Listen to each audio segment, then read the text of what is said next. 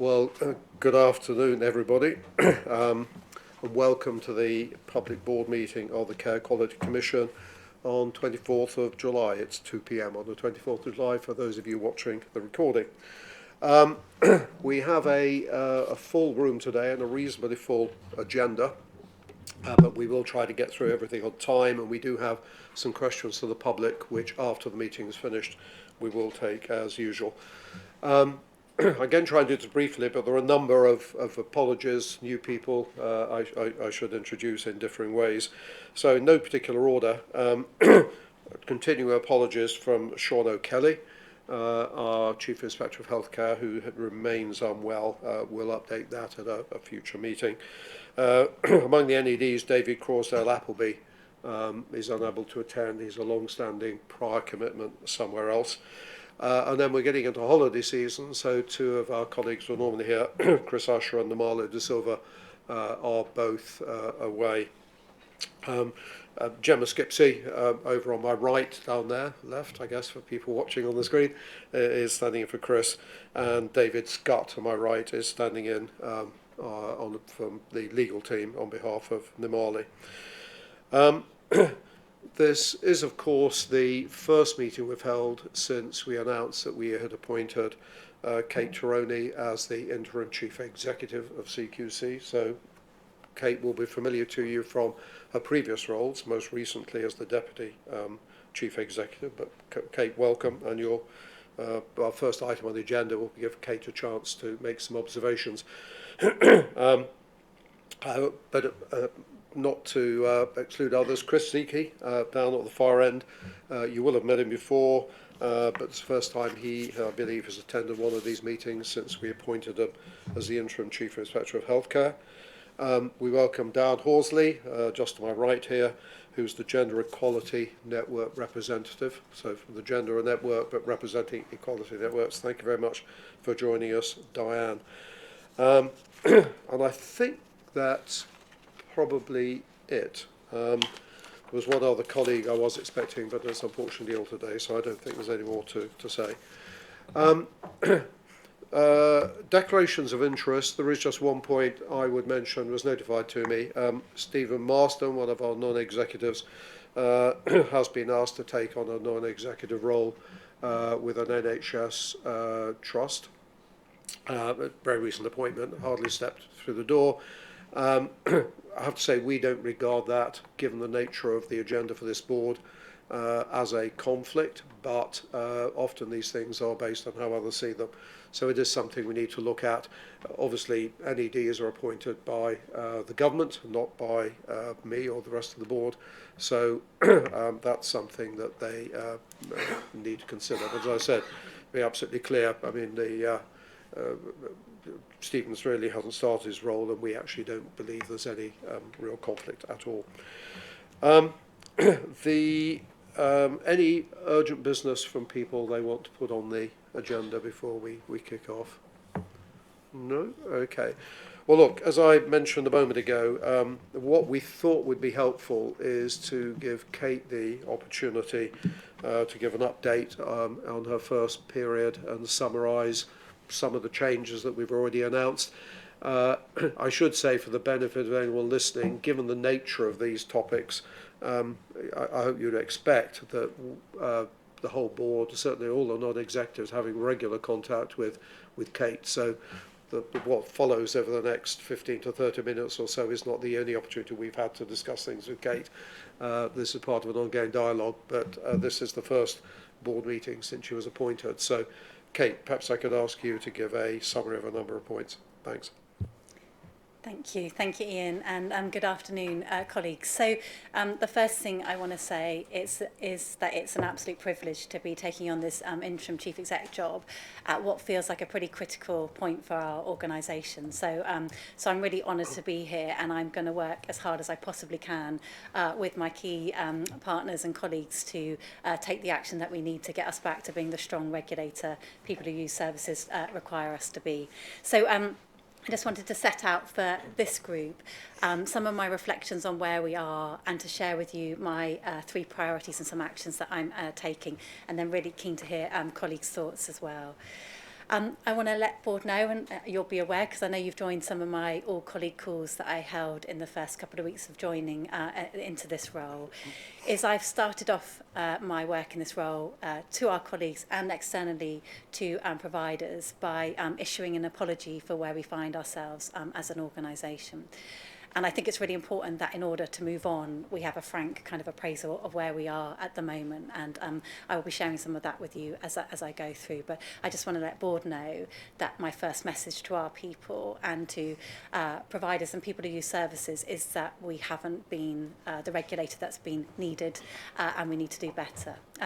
So if I could just talk you through a few areas where I think we need to do better. So I think about our strategy as kind of being our North Star as an organisation, and I think our strategy about being a proportionate, flexible regulator, regulating through the eyes of people who use services, is still the right strategy. And we very recently as a board had the opportunity to come back together to kind of reaffirm that that's still the direction that we need to be heading in. To deliver that strategy, we've had kind of three big pillars of work. We've had a pillar of work around designing our single assessment framework. We've had a pillar of work about our regulatory platform, which is our technology. And we've had a pillar of work around our ways of working. So with our single assessment frameworks, often shortened to SAF, so I will use that if people will forgive me for the abbreviation. The idea of having a quality framework that's based on the voices of people who use services feels the absolute right thing to do. And that's what the public has told us, that's what providers have told us as well. So I believe that the concept of our assessment framework being based on user voice, patient voice, people's voice is absolutely right. I think the challenge we've had with implementing our SAF is that we have had to put in some aged ratings into our new system. And then we wanted to make a commitment that when we were going out and seeing services that we would re-rate them wherever possible. But in order to re-rate a service, it actually ended up being a pretty extensive piece of work for our frontline colleagues, not only in terms of the number of quality statements they needed to look at, but also some of the challenges we've had with our technology in terms of the amount of time it takes for our people to upload evidence. So I think the SAF is the right model. I think we've had challenges because of the fact we've put in aged ratings. But what I think we do need to do, and we were always planning on it, is we need to do an evaluation of the whole single assessment framework, and that will take time to do it comprehensively. But in the short term, we need to bring in expertise now to look at how the SAF is working, particularly for hospitals. So that is something that I'm going to be really keen to pursue very rapidly, is that expertise looking at how the single assessment framework works for hospitals. Going to move on to the regulatory platform. So again, legacy systems, I think we all agreed that there was a need to have new modern technology that enables us to be enables us to kind of understand the themes and trends in how we inspect, enables providers to see the kind of granular detail about how we're making our judgments, and actually the ability to look at national trends. So again, the ambition is right, but I think we went live for a whole variety of reasons with a system that we hadn't comprehensively tested end to end. And the consequence of that, along with needing providers to interact with us differently without taking providers on the kind of cultural journey, cultural change that was required, has meant for many providers they have felt kind of pretty extreme frustration with dealing with our provider portal. So things are getting fixed on a daily basis, but again, we've got lots more work to do to get that provider portal working in a way that makes our providers' lives easier and gives us the information that we need to do our jobs. And then finally, on our ways of working. So our ambition was to bring together specialist inspectors and assessors across mental health and adult social care and primary and community services and secondary and specialist care into integrated teams where that group of colleagues could understand quality and risk within a place. So again, the idea, the concept was right. I think we've made some errors along the way. So a couple of years ago, we made a decision to split out the inspector role, to create inspectors and assessors. And we made that decision at a point where most of our frontline colleagues didn't think that that was the right answer. And that has continued to be a decision that our people have cited in people survey results over pretty much the last 3 years, where they have said to us, you haven't listened, exec team. And one of the main things they point to is you made the decision about the inspector-assessor split where we didn't think that was the right answer. We have been doing an evaluation. We've asked Ipsos Mori to do an evaluation of how that role split has worked. And we will be getting the conclusions to that next week. So I will be looking at that evidence with my colleagues. but I suspect that evidence might give me enough to be able to bring forward a decision about whether we continue on with the inspector-assessor split or whether we now make a decision to do something differently. And clearly that would be a decision I'd make in very close consultation with our unions who were there at the start when we made the decision to evaluate the splitting out of roles. So I just want to let Board know that that is a decision potentially I will be bringing forward. A couple of other things on ways of working. So I believe we have moved a bit too far away from specialist colleagues working in our business. So we have lots of fantastic people in operations from a wealth of different backgrounds that we value incredibly highly. I think we need to slightly shift the emphasis for a period of time to look to proactively recruit now new people into our organisation who have worked in the sectors that they're regulating. So again, I'll be working with the unions, my quality networks, etc., to look at what that might mean. But again, I just want to kind of signal to people listening that we need to do more to bring in specialisms back into the business. And then two other things on ways of working. We're looking at the operations manager role. So we brought together these specialist frontline colleagues who are now line managed by operations managers who clearly can't be sector experts across the 4 areas. So the consequence of that is often inspectors and assessors are talking to line managers who maybe don't know their sector as well, and we offset that with the role of senior specialists. But we often will have a situation where an operational manager might be going out to meet a chief exec of an acute trust or a local authority where maybe that's not their area of expertise. And we're going to do a bit of a pilot to kind of pose the question, is that still the right model at the operational manager level? And then finally, in ways of working, we established a regulatory leadership function and an operations directorate. But actually, I think on reflection, our chief inspector roles have become a bit too removed from supporting operational colleagues to be focusing on what they need to be focusing on. So I am minded, and again, this needs a bit more thought and engagement, but in our statute, in our legislation, is that we should have 3 chief inspectors. For a little while, we've been down to 2, and that's a decision I want to revisit again, because it's absolutely critical that at the top of our organisation, we've got credible experts in the fields that we are regulating as well. So just wanted to signal that. And then just very briefly, I just wanted to update Board on my 3 priorities as I move into this job. So my 3 priorities are supporting colleagues to have more good days at work, driving operational performance, and increasing our credibility. Now, as I've sense checked my first priority externally, actually, it's really interesting. My response from providers, I didn't know how well it would be received that my first priority is our people externally, but actually providers really recognise that when we go out and regulate, we know that a happy workforce equals high quality care. So actually the fact that we haven't had a largely happy workforce for a while in CQC, there seems to be a really good recognition that that is the number one thing that I need to be focusing my effort on, which is brilliant. So very briefly on some of the things we're doing around that, I intend to work very closely with the unions, our staff forum and our quality networks, who are really key partners for me in terms of understanding what the organisation needs from a people perspective.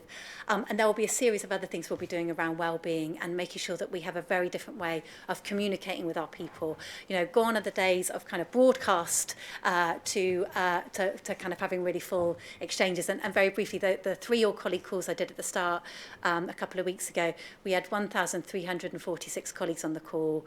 We had 400 comments, and we had 37 colleagues who came on camera to directly give me feedback on my priorities, which was just wonderful.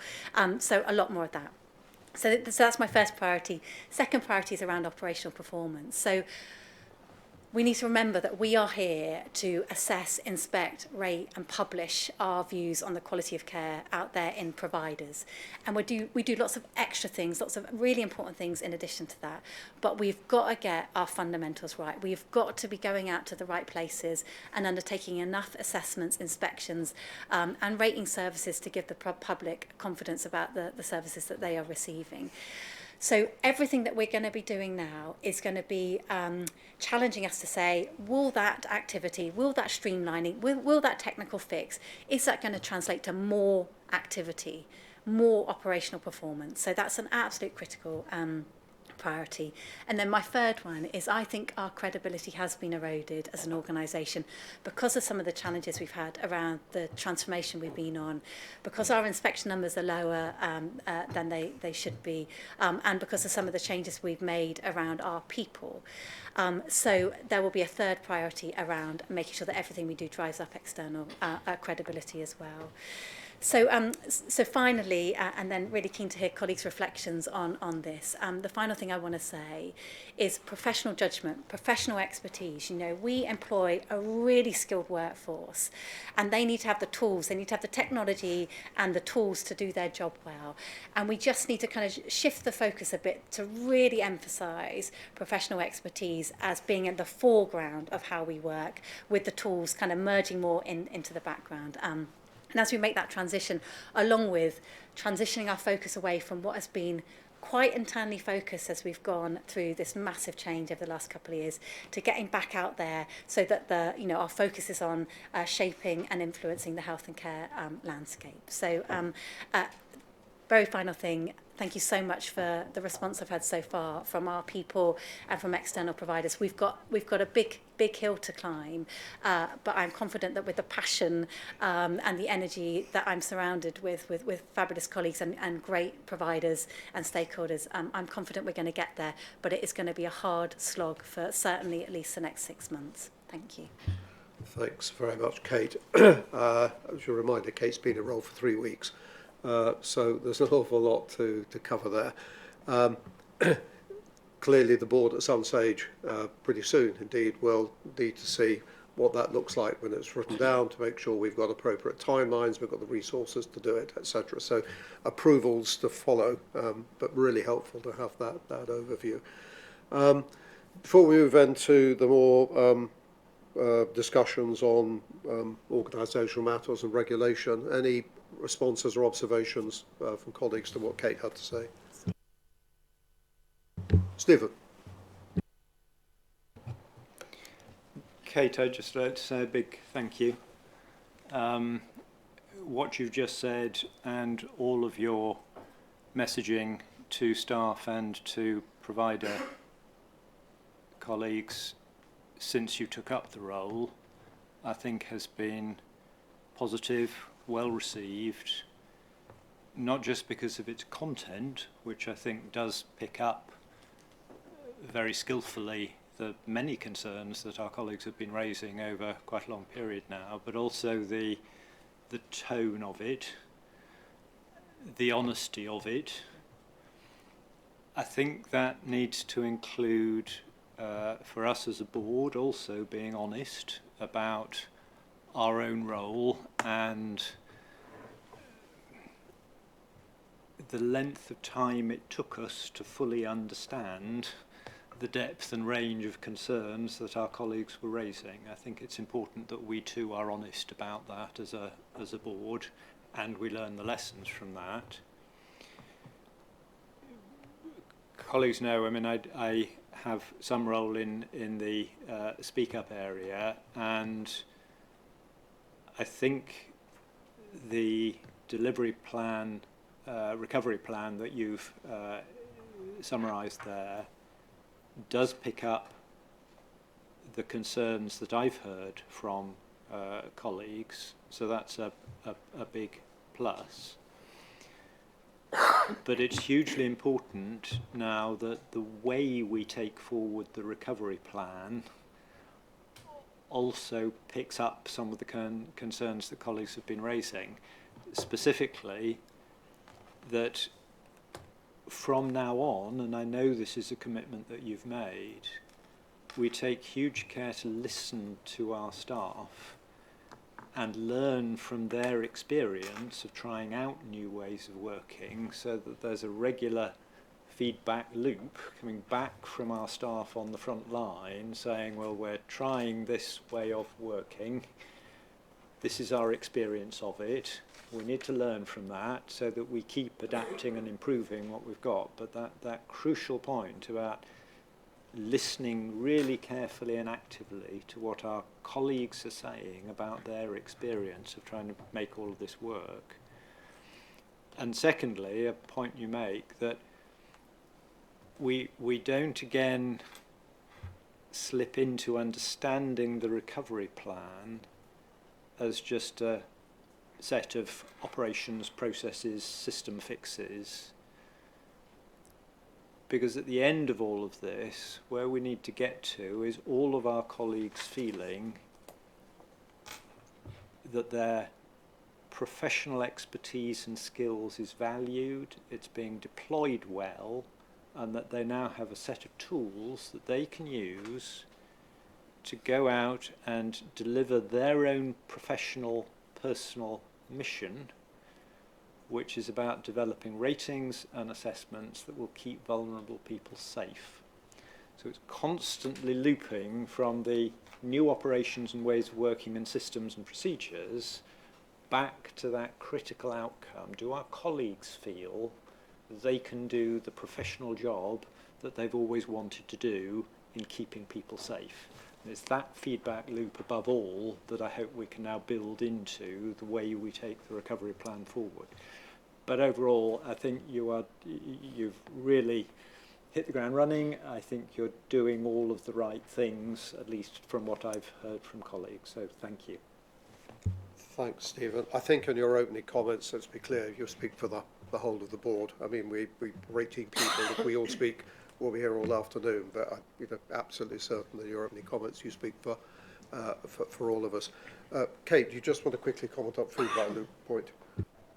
Very briefly, conscious that there are a few other hands up as well. So, Stephen, it's absolutely critical that in this time where there's a real sense of urgency, that we are also really thoughtful in the changes that we make. So, for example, having an operational manager span 4 areas, is that the right answer? I don't know, but we are going to be testing out in one part of the country what it looks like to go back to kind of specialist line managers, and then we're going to evaluate it. So we're taking a quality improvement approach, taking a similar approach with relationship management, and then a similar approach with some work that's happening at the moment around the single assessment framework and supporting colleagues to have a way of uploading their evidence that takes less time. So we've kind of got 3 quite key pilots, but all of them will be evaluated, and we're going to constantly not only be hearing from our people, but hearing from providers. Has that approach worked for you as well? Thank you. Any other comments? Ali, did I see your hand go up? No. Okay, James, actually I think you were first, James, and then Christine. Do you want to comment on the last point, or do you want to add another point, Dyson? I was going to respond to Kate first. Okay, well, why don't you speak first, and then we'll go to James and Christine. Thank you. I mean, what I wanted to say is I clearly played a big role in the transformation programme, and I wanted to add my own apology to the one that Kate gave on behalf of the executive team, both internally and externally. I want to say sorry for the role I played in the situation we're in and any of the decisions that I took, but also picking up on Stephen's point, I want to say sorry for not listening well enough and not acting soon enough. But I thought I would like to say that. I've said that to some colleagues internally already. I'd like to say that more broadly. Thank you, and I'd add my voice to Tyson's and our collective responsibility as an executive team for the position we're in, and our sorrow about that. But what I wanted to say was just recognise what Kate has said about the need to make these changes. And I've been talking to many social care providers who've been raising concerns about us fixing the basics and getting back into a higher volume of work. And these changes are really crucial to us to try and address those concerns. And I thank those providers for raising that and to continue to give us feedback and raise those issues. And I welcome what Kate has said too about the role of the Chief Inspector role. Actually, it's been my observation over the past year that strengthening that connection between the operational delivery and the Chief Inspectors is a really important part of us raising our own quality. And that's not to devalue any colleagues who've got a different skill set that maybe not in social care or health. The regulatory skill set is really important, but it feels to me like the core basics are getting back to a focus, as Kate has said, through health and through social care. Thank you. Thanks, James. Christine. Thank you. I'd like to add my sort of support for Kate and the team, what you've done so far. It seems to have been very well received from the feedback I've had, both externally and internally, and that's really good news. But just to say, we are still at the start.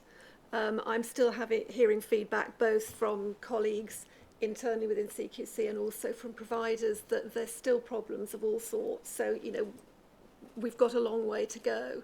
And I just wanted to emphasise, I know you recognise this because we've talked about it before, but the importance of working in partnership, both internally with our colleagues and also externally with providers.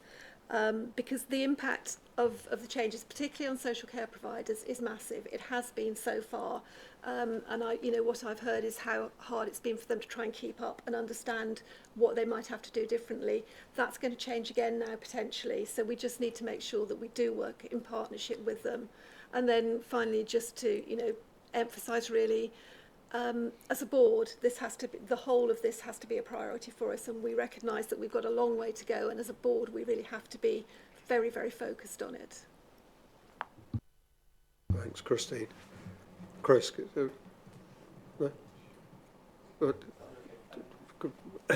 we keep it brief, please? Yes, just to respond to that point in particular, and to say to colleagues both internally and externally to express my thanks for their continued work with us on getting everything back into a space where we can talk about what good looks like in services and how services are working.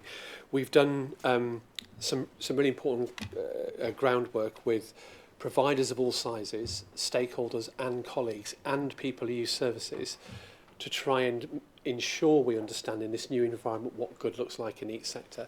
And I think that is totemic in terms of the start position that gives our colleagues the security that they can go and do their excellent job with the qualities that they have. It also gives providers a sense of exactly what they need to do to drive change and improvements, and it gives assurance to the public that we're in a common space. And I think that first piece of work on what's called ratings characteristics, really it's about what good looks like in a service, will be very important and will help, I think, reset some of the conversations and the relationships we have with providers, with colleagues and with people who use services. And for me, it's a very important start point to rebuilding our credibility. Sharman, I think you want to comment, and then Mark, and then if we could move on, please. Thanks. Again, thanks, Kate. It's great to hear what you've said today. A couple of things. Just on the people side of it, I think we all would support the view that colleague engagement is key to successful delivery of strategy, so advocate it being right up there in neon. And there's some really important information you've referred to in terms of spending time to hear from our colleague-led groups, etc. I'd encourage also using some of the other people data we're going to talk about later today. We've got 42.5% of our people off on sick, due to stress and anxiety. We've got people leaving where 59% was avoidable. We should try and bring in some of those data sources to the work. In terms of the increase in focus on operational metrics, I think we all support getting back to basics, which is great to hear. I think important as well as the activity is the outcomes and the quality of those outcomes to the activity. And then finally, just a plea, as you'd expect from your ARIC chair, this time round, can we really focus on the risks associated with the next recovery plan and what controls we're going to put in place to manage those. Thanks, Sharman. Mark.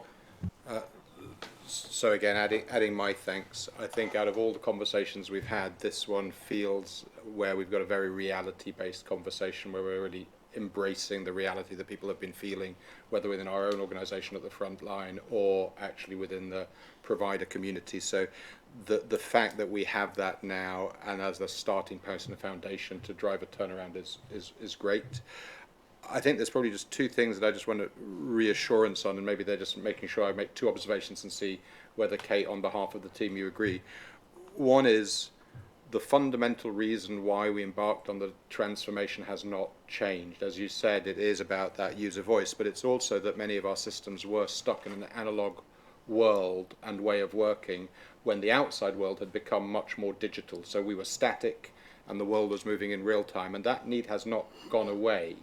A requirement of a regulator going forwards into the next 5-10 years is to be more real time, more data-based, more digital. So we must deliver that. And the other part is just, again, it's the transition that we did not get right. Not necessarily when that end state is implemented. And I think we've heard, at least anecdotally, when it's working as it should work, it has the ability to fulfill some of those goals. And with that, I think it is that sort of conclusion that we really just not let the brilliance of our people shine in that space, because we've not got the transition right. We've made it just too complex, too hard to get to that next stage. Is that a fair reflection, something you can assure us on, that we're correct on that? Thank you, Mark. So I think it's really critical that everything we've done, every decision we made, we are prepared to really challenge ourselves that it's still the right thing. So from my perspective at the moment, the single assessment framework based on user voice still absolutely feels like the right framework. We need to evaluate it. We need to understand, is it working for hospitals? So as I sit here today, I still absolutely believe that that is the right framework, and we're going to evaluate it to have that confidence.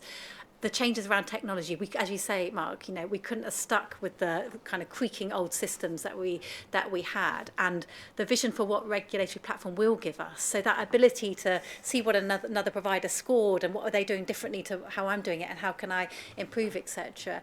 And what became so stark to us during the COVID pandemic was the focus on us to talk about particularly what was happening in social care at a national level.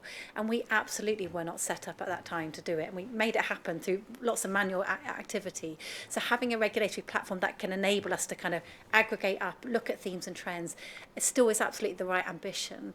But as Christine said, on particularly on some of the changes and fixes we need to do around technology, we have a road to travel, and we are working on it rapidly, but I absolutely acknowledge that still, as we sit here today, there'll be providers experiencing frustrations as they work with our system. But my ask is that people stick with us as we go to where we need to be with these things, because I still believe the strategy, the single assessment framework, the regulatory platform are the right ingredients, but we need to address some of the issues we've come across. Thank you.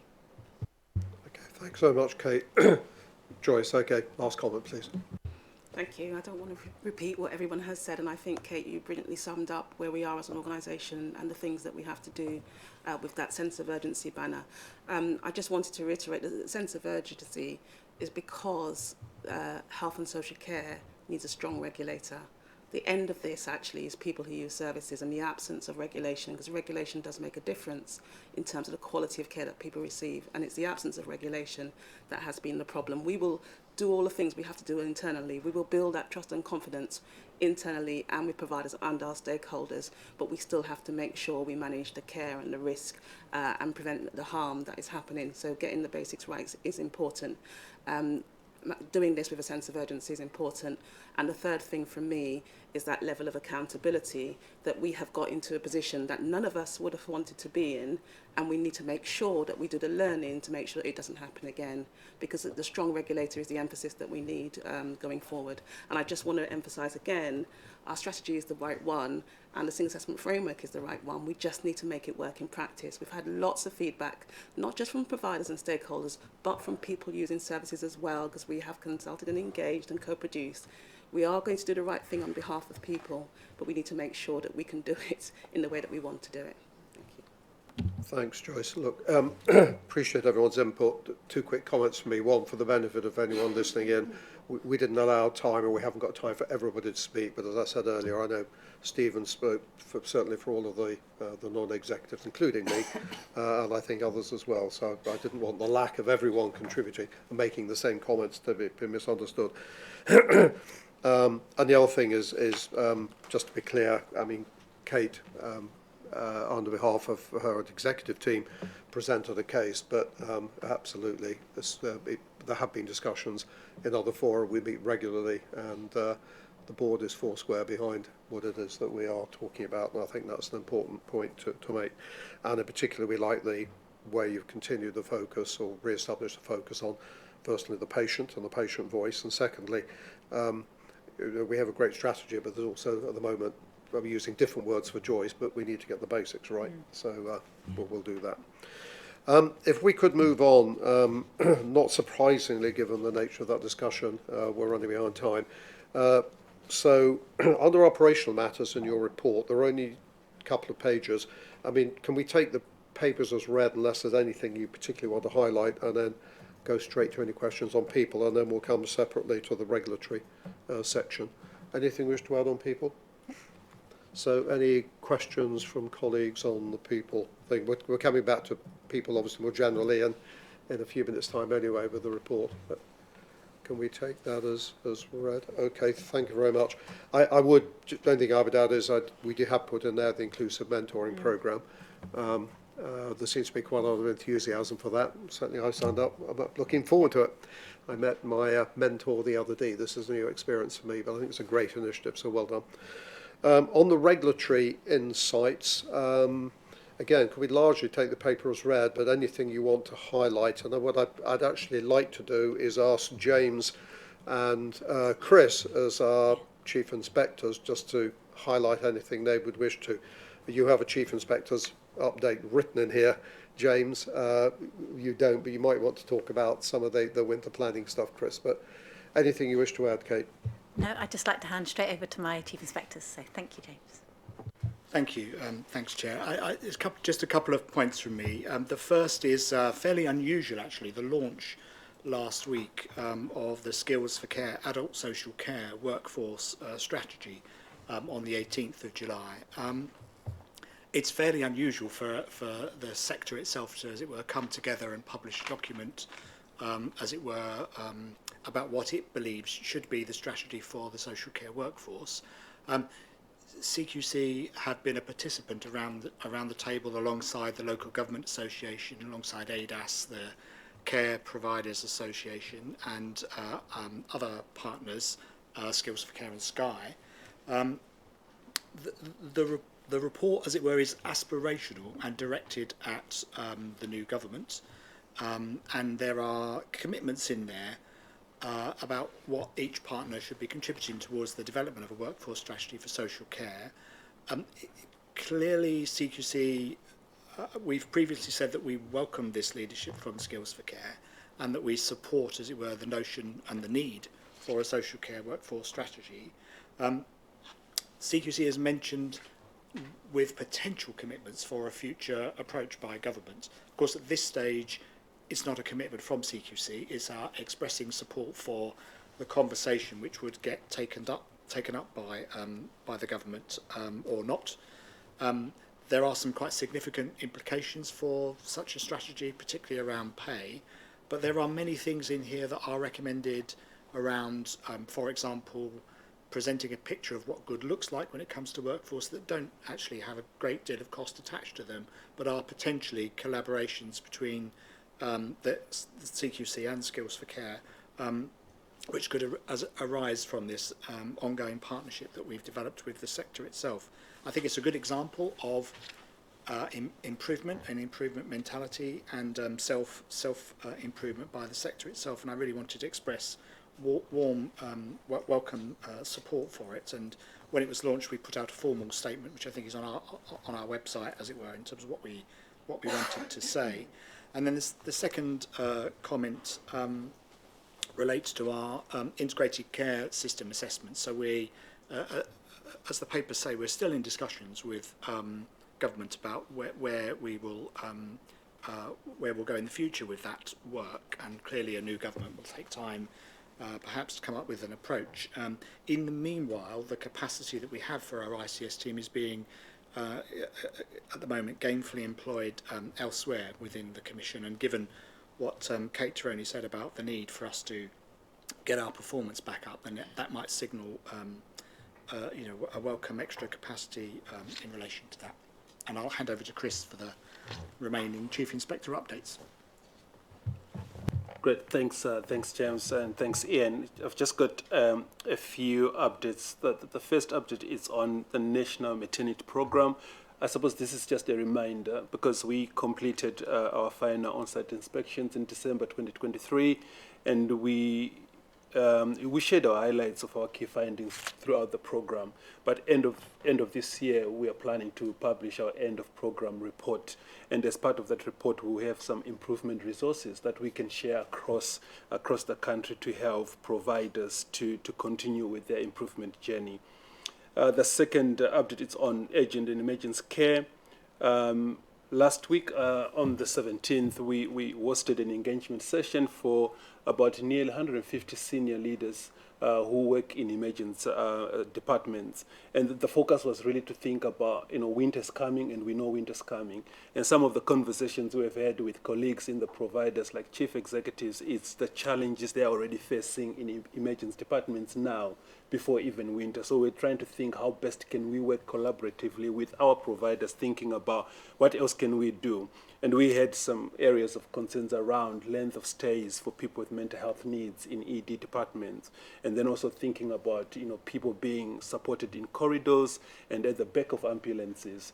And actually everyone who was on that call, including all the providers, we all agreed that we should never accept having people being supported in corridors. So we need to think about what else to do. But in terms of some of the solutions which came through, was actually thinking about prevention rather than letting people come to ED. For example, crisis support in the community, thinking about other ways of supporting people in the community instead of just coming to emergency department. And something I think which was really interesting to take away in that conversation which I was in was around, collectively as a healthcare system, do we now understand the behaviors for our public who access services? Because it seems as if now the public, when they need services there and there, and they'll come to ED as a default position. And then the last thing I suppose I would just mention as part of the update is around our maternity and newborn safety investigations program. We completed a total of 3,614 investigations reports, and with 350 live investigations going on at the moment. And there's a lot of work coming through, and there's a lot of learning also coming through those investigations. And then we also have the Community Autism Support Services, which is the CAS working group, which is looking at actually establishing the plan to oversee some of the actions from the CAS review, and actually what we need to do from a regulatory point of view. I think taking some of the feedback we got earlier in terms of actually when there is a report coming through, do we take a moment to just think about actually is there anything else we could have done or we could do to improve the experience of people who access services? I'll leave it there unless there are any other questions. Ian. Thanks, James and Chris. I just quickly getting back to your point, James. I attended the launch of the strategy you talked about, and you're right, we got a lot of entrants. Clearly they're very grateful for the input, but there's quite a lot of things there that they said CQC needs to do or will do, so we'll just need to make sure that long list goes on the thing that the RGC reviews of commitments. Christine. Thank you. Just to pick up on that exact point as well, I read the strategy and I welcome it very much. I just think it's important to, when we think about what future role, potential role CQC could have, to see it in context and to be proportionate, because I've mentioned to you before about our local authority assessments looking at how they're approaching paying for the fair cost of care. There are providers I know about who this financial year have received no uplift at all from their commissioners, despite the national living wage having a significant increase. And if we're going to be looking at how providers are doing workforce planning, and particularly about how, if we ever get to that wonderful moment where social care workers actually get paid what we believe they are worth, or anywhere near what they're worth, we need to look at how commissioners are funding that. And so we need to remember that we've got to be even-handed in how we're looking at that and how we're regulating that. Sorry, thanks, Christine. Any other questions or comments on either the papers, which we took as read, or anything James or Chris has said? No? Okay, well, look, thank you very much indeed, both of you. There's a lot going on, but obviously it's all in the context of the opening 20 minutes. So I think we have the people report next time. Jackie, I should have thought to welcome you earlier, but I'll do it half an hour late. Welcome to join us. So we have your report. Assume we have read it. But it is important, so it'd be helpful if anything you particularly want to highlight, and then we'll go to questions. Yeah, thank you.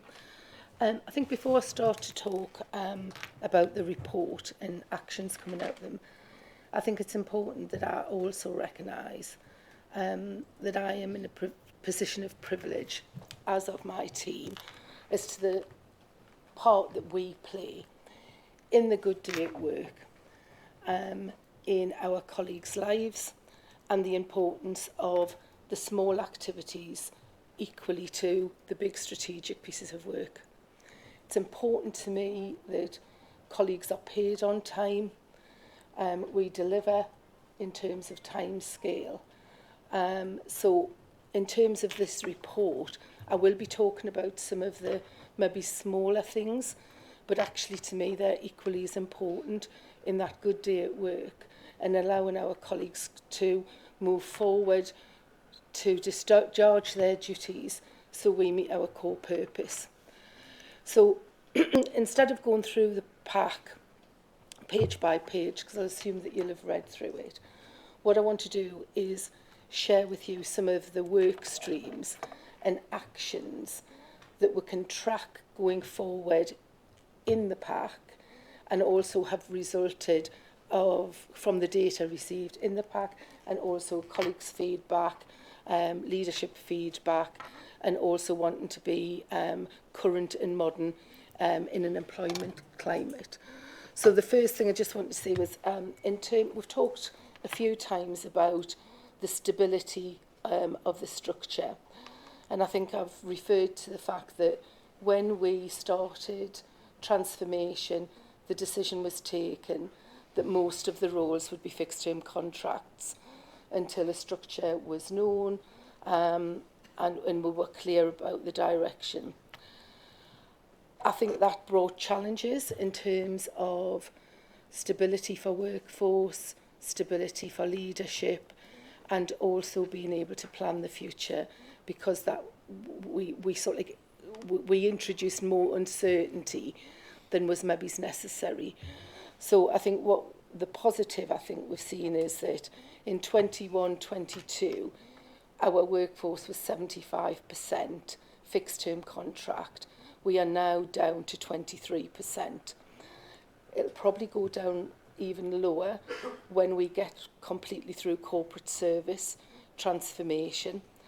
And I think we really have to learn from that about what was thought to be a good idea at the time was then a problem as we sort of like moved through trying to manage structures, expectations, opportunities for colleagues. So for me, that's around absolutely recognising there will always be the need, whether it be budgetary or specific pieces of work or niche skills, a fixed term contract element. But we need not to go back to that point because we're emerging through that in a positive light. And I think for all colleagues, that will bring stability, it will bring opportunity, and it will bring job security, depending on, what colleagues are looking for. So working through the pack, what we've tried to do is look at how we can put work streams that can be tracked against the data that we produce. So the first one I wanted to share was the levers pilot. So we've had feedback from this forum and other forums about the data that we collect from levers and how we can positively impact the future by colleagues who are leaving for a raft of reasons can share with us. So one part of our offer is the onboarding scheme, where we have a peer that works with anybody coming into the business. It gets rave reviews, and what we're going to do is replicate that for leavers. So as soon as we are notified that somebody's leaving the organisation, they will be supported throughout that with one person who will work with the manager and the colleague and be able to get the data for exit interviews, feedback, and make sure those colleagues who have contributed to CQC are supported in their exit. So that will be tracked through our exit data, and we can, review the pilot after 6 months. Work closely with David Croxdale Appleby on that, who has been really supportive of trying it for a pilot, because I know he was really keen to see an improved data set from exit interviews. So we've based that on what we've know works, and we'll see how we go through the 6 months. The second work stream is our recruitment review. This has been born from feedback from leadership, hiring managers, our staff networks, colleagues. The need to be more current, and it's something that we haven't done for some time.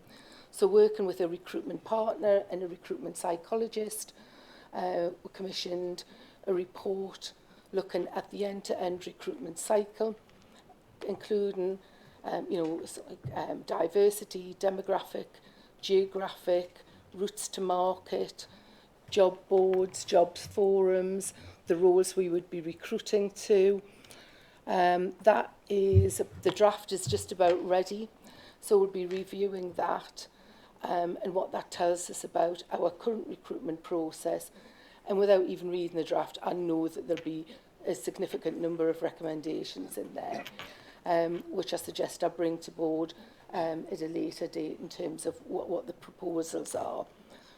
But, this is about our candidate experience, internal and external, how we can improve our data, how we can improve the expertise of our hiring managers, independent panel members, and at what point we actually ask for feedback to improve the process on an ongoing basis. Again, that can be tracked through all the recruitment data that we provide in the pack.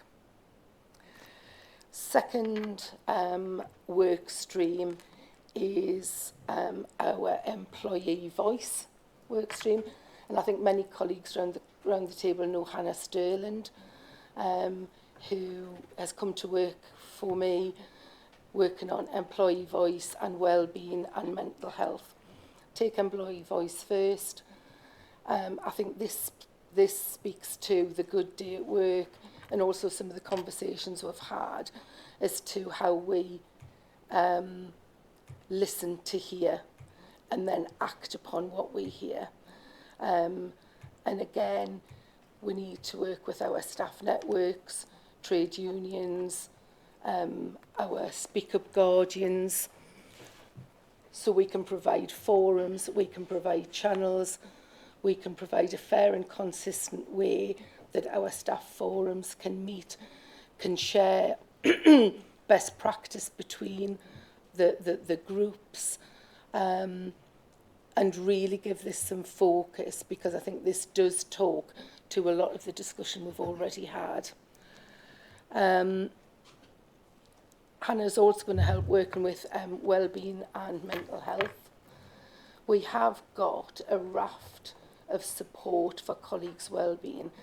I think the challenge we've got is socialising this, making it accessible and making it easy to interpret. So I think there's going to be a bit of an audit on our existing work and what that tells, where the gaps are, and how we can make sure we socialise it, and also look at best practice externally.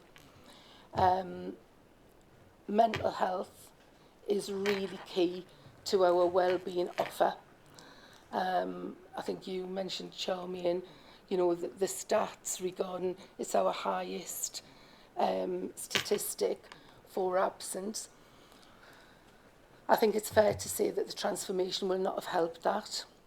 So you would hope that from 3 weeks ago, the messaging, the engagement, the authenticity of how we want to move forward should give a really positive message out. That combined with avenues to speak up, avenues to be supported, and what else we can do in the mental health arena, and also reaching out to colleagues in CQC with that mental health expertise to help us think about what more and what next. Excuse me. And then lastly, just also thinking about the data pack. We've had this in the same format for some months now, and I think from where we started to where we are now, I think it's been a really positive journey. But we're going to bring it back to our people committee just to say, you know, again, to think about good days at work. What do we want to track? What do we want to be really, really transparent about? So are there any amendments we need to make in the pack? Is there anything new? Or, you know, something not working? So we're going to do that at probably the next people committee, so we can again come together to review that. So that is my thoughts on the people and data pack. Okay, thanks, Jackie. I mean, a combination of the paper and your comments pretty comprehensive. Kate, do you want to add anything? Go straight to questions. Okay, well, we've time a few minutes for questions if there are any. Charmian. Thanks, Jackie. It's another great pack, and great to hear some of the things that are going on. Just a couple of things. One, you mentioned other things in the pack. One of the things that would be quite useful, and we'll touch on later when we talk about the policy, is coordinating with Max's area to look at some of the health and safety data. So it would be useful, I think, for the board to see that on the quarterly basis. You know, have there been any riddles, what the incidents are, and how they are being resolved. I think a triangulation of that data will be beneficial for your mental health work. So we are seeing, or we did see, a spike in verbal abuse incidents for colleagues, which can, if it's not supported in the right way, result in mental health issues perpetuating. So I think some of those triangulations will be useful for the board to see. I was interested in also the sickness data, which you break down in a really useful way. And we're actually, you know, 4.6 was, you know, a reasonable number. But when we look at the breakdown you provide, we've still got 242 colleagues who are effectively taking 1 month out of 6 as sick. That's a very large amount of sickness. So it would be really useful at some point to get a breakdown to understand, is that we're not able to help resolve that, or is that a management issue? Because that's quite extreme. So there'd be a couple of things I'd be interested in. Thanks. Any other comments? Dan, you've done it the second time today. Going to ask if you had any observations. So thanks for the report, Jackie. It's really heartening to hear that you've mentioned the review of recruitment, which me and my fellow network chairs have been involved in. But looking at the pack, my fellow network chairs were concerned again about the absence figures, particularly as the Disability Equality Network did point out that you split the figures between stress and physical disability, and they felt that an issue with this is that for those people with long-term conditions, if they'd gone off and cited their physical condition for reason for leaving, it's not acknowledging that it can actually be stress that has exacerbated that condition for them, and particularly for ops colleagues and for those going through management of change, it's been an extremely stressful time, and there is a massive connection between stress and physical health for those people with long-term conditions. So we'd be interested to know how you're tracking that, really. Another point that a colleague made is that there is mention in the report about turnover and retirement being labelled as unavoidable leaving reasons, but we have information within the equality networks that notes that there are several staff members who took retirement earlier than we would have anticipated them taking retirement, and them citing transformation and change being a large part of that. And one of the concerns for the organisation is that they take huge amounts of skill and experience and knowledge with them, and we've lost a lot of that through stress and management of change. And because of the prolonged nature of management of change, we are hearing that it's leading to things like burnout, which isn't necessarily being recorded very well, and the Disability Equality Network is hearing, and the other networks are hearing, that there are several members of staff who, because of their commitment to the organisation and to patients and people, to protect them from risk in services, they are remaining at work when ideally they should not be at work because they are overly stressed. Okay, thanks, Diane. Two very different points there. I mean, the first, Jackie, I don't know if you had a quick response, but if it's detail one, I suggest you take it offline rather than spend time with the board going through the mechanics of measurement. The second one is something we've talked about elsewhere in relation to the impact on our people of the new ways of working and some of the changes. So I might ask Kate if she's any observations on that, if that's okay. But do you want to respond now on the first point, or do you want to take it offline? Because that does come down to how it's reported. But we can maybe think about if there's something else we can put in there to put in that as a category. Yeah, fine. Okay. I just want to acknowledge one of the key things our people will say is we've lost some amazing people because of them being unhappy with the direction of travel or frustrated, or a whole wealth of reasons, Diane, and that is a real loss for us as an organisation.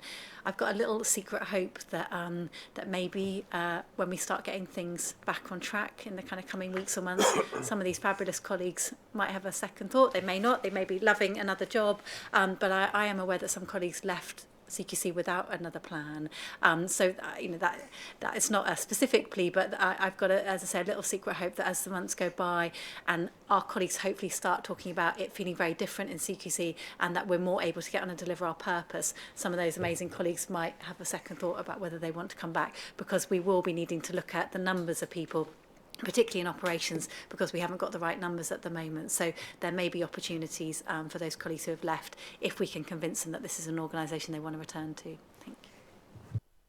Thanks very much, Kate. As I say, your point is noted as a big business issue for us. So, okay, well, look, Jackie, thank you very much indeed for that.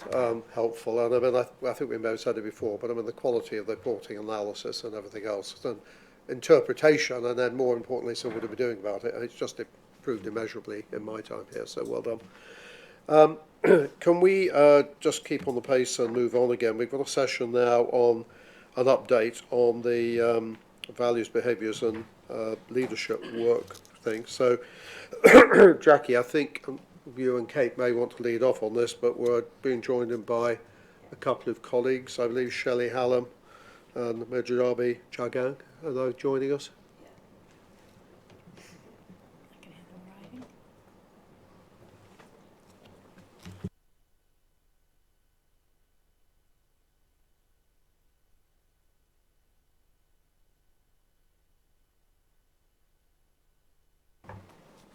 So thank you very much indeed for joining us, and I only clocked this morning, when someone pointed out, quite how intimidating it is with this great long room and you sitting at the far end. So we perhaps need your advice on how to fix that, but for the day, this is where we are, we have a crowded agenda, so we do need to keep to time. We have a rule, we take papers as read, so there's no need to talk through papers, but it's always helpful if there's any particular points you want to highlight or draw attention to, so we get questions focused on the right areas. Kate, do you want to say anything by way of introduction to this? If I may, I just want to say this really matters. So this is a key component of a whole piece of work around the kind of cultural change we need to do as an organisation. But having the right values and associated behaviours has been critical. And it's been a fantastic piece of work that Shelley and colleagues in our people team have led in terms of getting a huge amount of engagement. And then colleagues in Data and Insight who have done a fantastic bit of analysis. So we are hoping that we can briefly hear from Shelley and Mejabin about the work they've done.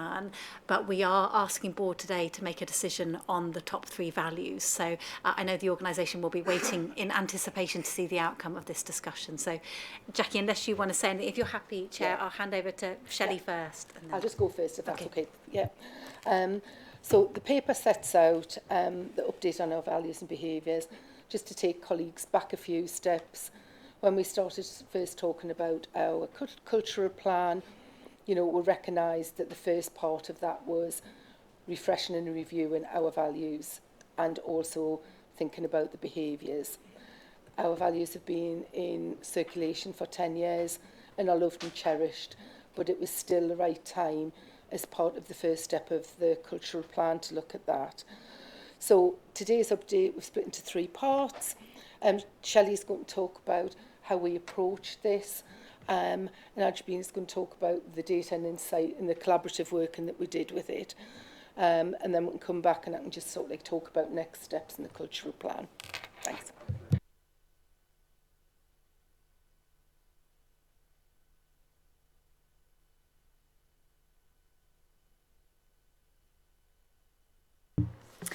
Thanks. So to follow on from Jackie, I'll share some brief details around how we've carried out the cultural work to date and how we plan to arrive at our full set of values in September. So in March, in line with phase 1 of delivering our cultural plan, we started to engage with the organisation to begin the process of revisiting our values. Our existing values, as you know, is 10 years old. Many changes have taken place within the organisation, and before processing with our cultural plan, we needed to start a conversation with our colleagues to consider the organisation that we want to be and also what the values and behaviours are that are going to get us there. So before we started, we considered what was the best way to reach maximum coverage in terms of our colleagues, but also to collect the right rich data to inform this work. From April to the end of June, we've delivered 27 values workshops. The range of engagement opportunities offered to our colleagues to participate have been both face-to-face and online and covered a number of delivery options. So workshops were delivered in conferences, in directorates, open sessions to sign up to, and in smaller dedicated sessions for the TUs and equality networks, and some one-to-ones, as you know, with our NEDs. So through these workshops, we've engaged with 1,402 colleagues, which represents about 42% of the organisation. All directorates were represented, and we got a good representation from all protected characteristics. We acknowledge that some colleagues will have chosen not to attend, and we also acknowledge that some colleagues won't have been able to attend, and we're hoping that the next steps will allow for further colleague engagement and influencing our final outcomes. So the review work is on track with our timeline and up to date with phase 1, and we will be ending that in September. So the workshops were designed to give colleagues the opportunity to have their individual reflections, share their thinking, and then collaborate in small groups of up to 6 using dialogue mats and a supported structure to get to an end result of a combined set of values and supporting behaviours, and these were submitted through Microsoft Forms. The data was then analysed and we handed it over to internal expertise, and I'm going to hand over to Mejabin, who's practice lead for qualitative research, and she will talk you through how the data was treated. Thank you, Shelley. Can you hear me okay? Yeah. Thank you. So the data, as you can imagine, was really rich because we were looking at what colleagues had said across several groups. Our first approach was to think about what is good practice. So how do we approach something that's this varied? And we thought we'll zoom out first. So we looked at all of the values and tried to organize them based on their thematic interest. So teamwork and collaboration, for example, or the fact that colleagues may have used other words for collaboration, and sort of try and pull these themes together. once we had these teams, we kind of plotted them on how frequently they recurred, and there were quite clear winners. We had the first three, which are in your presentation pack, integrity, collaboration, and caring, and these were they came out as emerging values that were recurring across lots of different groups. There were 4 others: excellence, inclusive, respect, and innovative. These had lower recurrence, but were still really important for colleagues, so still, emerging as values that were important. And then once we had these 7 values, we looked into all of these details. So we used qualitative good practice, which is reading the data till you reach saturation, which is where it's not telling you anything new anymore. And once we did that, there were these supporting statements that emerged that are associated as I and we statements now. The presentation of these statements is not necessarily what colleagues may have told us verbatim, but really a narrative form that helps us understand these values better. And they really have gone through a rigorous analytical process before we can present it to you today. I'll hand over back to Shelley, who'll take you through it. So immediate next steps for us are that we are looking for approval for the recommendation of adopting the 3 clear leading values, that we are able to invite our colleagues to take a vote on the remaining 1 to 2 values from the 4 that were following behind, and that we are seeking to clarify how we want the values to be expressed, either as a single word or an active statement. What is the preference there? We'll then review phase 2 of our cultural plan in line with the priority areas of increasing the number of good days at work for our colleagues. We're confident that this values and behaviour work wholly supports that, and we're also confident that the phase 2 work centred around our 4 enablers will ensure that we move forward with good and well-organised actions to enable this for colleagues. In September, we're coming back to you with those final values, should we get our approval, and that we'll be able to relaunch our values then. And we'll move forward with phase 2 of our cultural plan. Thank you.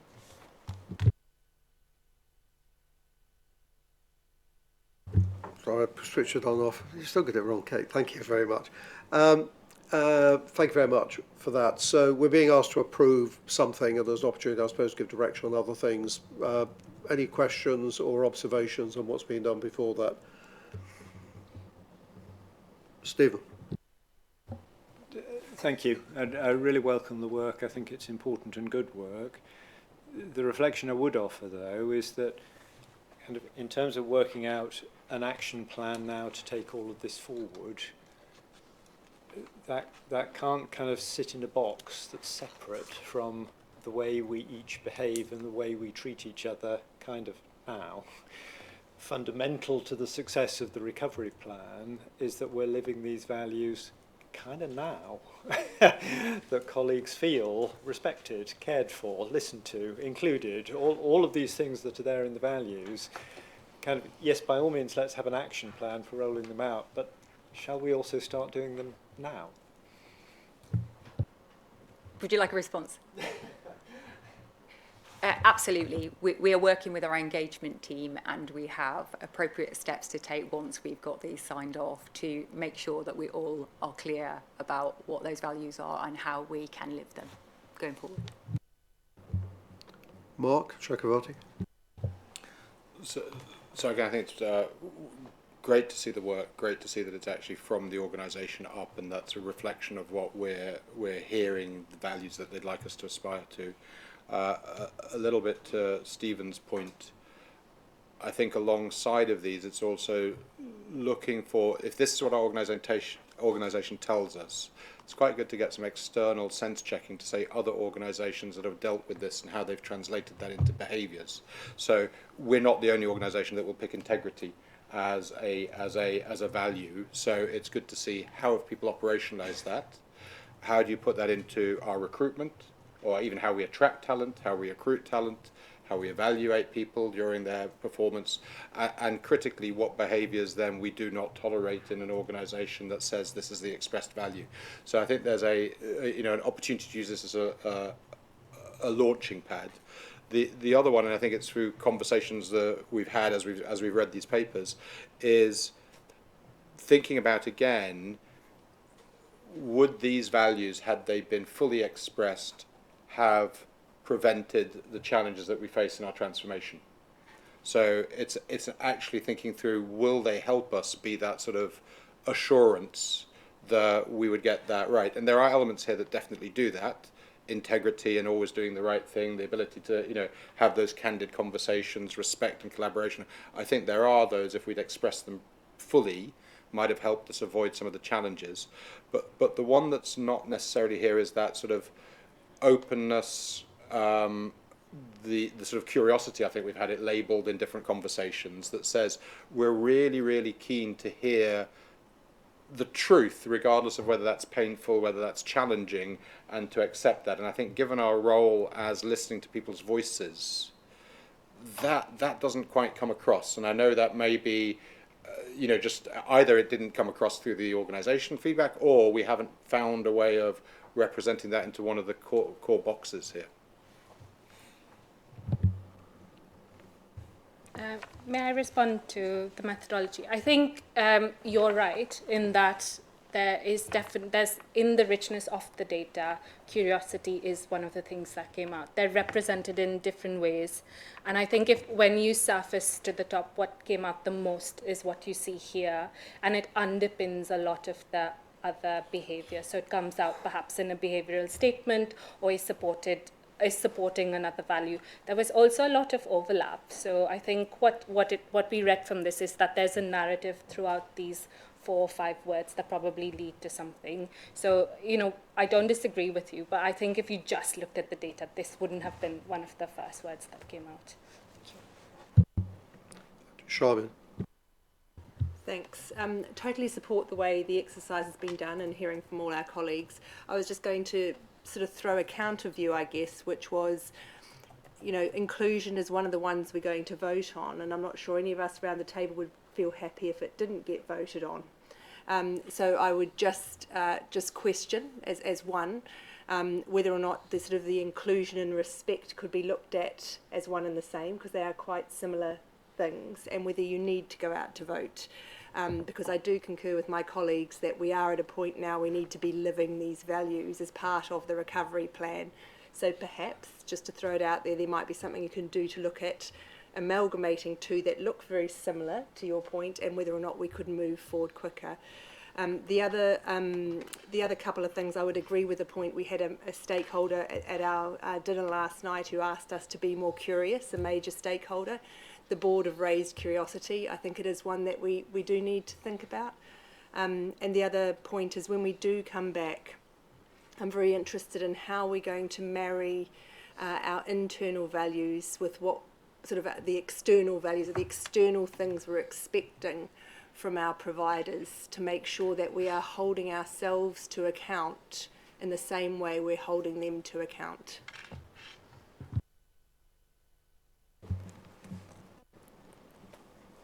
Should I have a go first, if I may? So, so ultimately, Sasha would tell me from a governance perspective, the values are the decision of the board. I think this is a really important opportunity, though. So when we did the values 10 years ago, Chris and some colleagues around the table will say that it was an extensive engagement session and everyone could see their fingerprints on the final value. So we've gone at this with that kind of level of sensitivity because our values really matter to our people.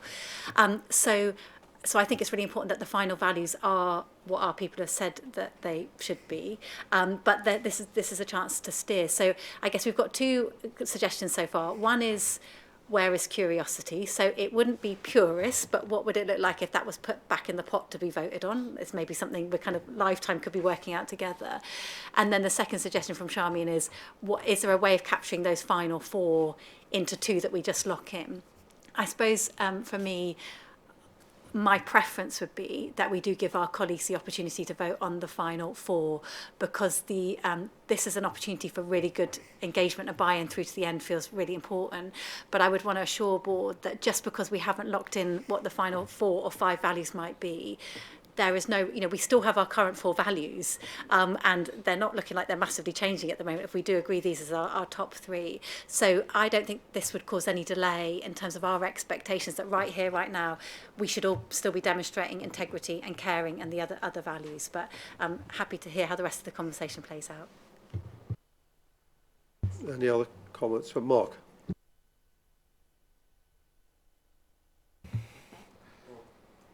Okay, thanks. Look, I've enormously welcome this process. I think I was one of the initiators of it, so thank you for delivering it, and thank you for delivering it in the way it should be done, with engagement throughout the organisation and the evidence trail, so that when this is replayed back to the organisation, people can recognise their contribution and see how they've helped shape it. It's absolutely how it should be done. I am also, I think there should be something around that space, around listening, learning, curiosity, a little bit of humility in the organisation, because these are things that we've not been great at. The values shouldn't just reflect the things that we're great at every day. They should actually be some element of stretch and aspiration in there, and I think that's something we need to be better at. And I think it does matter if about the headline words. I do see that some of those themes underpin some of the underpinning behaviours across these words, but you want these words to have special organisational meaning and resonance in the organisation. So if somebody says, "Look, I've got a problem with how we're collaborating here. I've got a problem with integrity." I worked in other organisations where that's like dropping a plate, and people stop and realise that something has gone wrong and have a discussion about it. So I do feel uncomfortable about that, but the process has been done properly. I think the bigger challenge for us in relation to this, and the one that we need to look at here, is, in reality, these 4 words did not have any special resonance in this room. They're not words that we mention regularly. They don't feature in our board papers. They're not things that we've ever challenged each other on. And if we remind ourselves of where some of this, some of the underpins to this work, only 27% of our colleagues believed that values and behaviours of the executive leaders were consistent with the organisation's values. So we have got a pretty poor score, and that was one of our worst scores in the survey on this. So I think we need to ask ourselves, what are we going to do that's different, particularly when the words are not wildly different from the words that we have had before. They may be well embedded in the organisation, but the reality is they're not well embedded around this table. So I think we need to reflect on how we're going to be different. Could I just pick up there that the words might not have changed wholly, but the behavioural statements underneath have, and the we statements have. And I think that regardless of that word and whether it's lived or not, there is some really clear information about what our colleagues have said will bring this value to life and what their expectation would be around that. Now, those are still in draft at the moment, but I think that gives us an opportunity to really re-embed our values, even if their words hasn't changed. And it gives us an opportunity to talk about those more here, about, because that will focus on what's going to be different. I see a few hands going up. Chris, it was very brief then, please.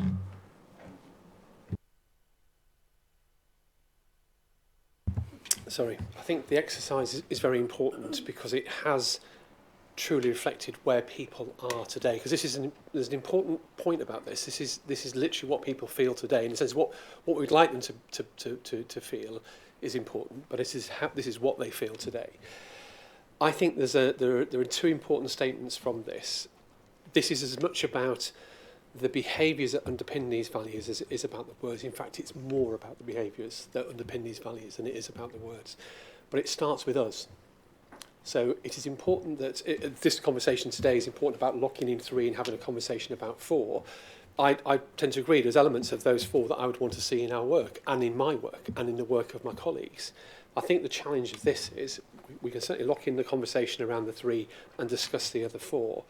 The way this comes to life is for us and for the people that we lead and for everybody else in the organisation, what changes? what changes in the way that we work as a result of these, as a result of the behaviours that sit behind these values. And I think that's the conversation we should have at board. I think that's the conversation we should have as we begin to talk about the other four. Just a couple of comments. I mean, I totally agree with you, Chris, and I think elements of comments on that. I mean, I think the posit is, do we approve of the first three? Well, they're a mile ahead. They're remarkably similar to what we have now with some improvements. But as Shelley, as you said in the operations conference example, when you arrived, it was the same me. Somebody mentioned a word, but it was never brought to life. So I do think before we go nap on all of this, we just need to a bit more thinking on what differences did it make, and is that aligned with some of the priorities that we've got. So Kate spent some time outlining what we need to see changing. You know, is this stuff going to help that, or is it going to hinder? And I'd link that, I think, to something, I think it was Mark Chambers said, that, you know, we've done this at a very difficult period or time.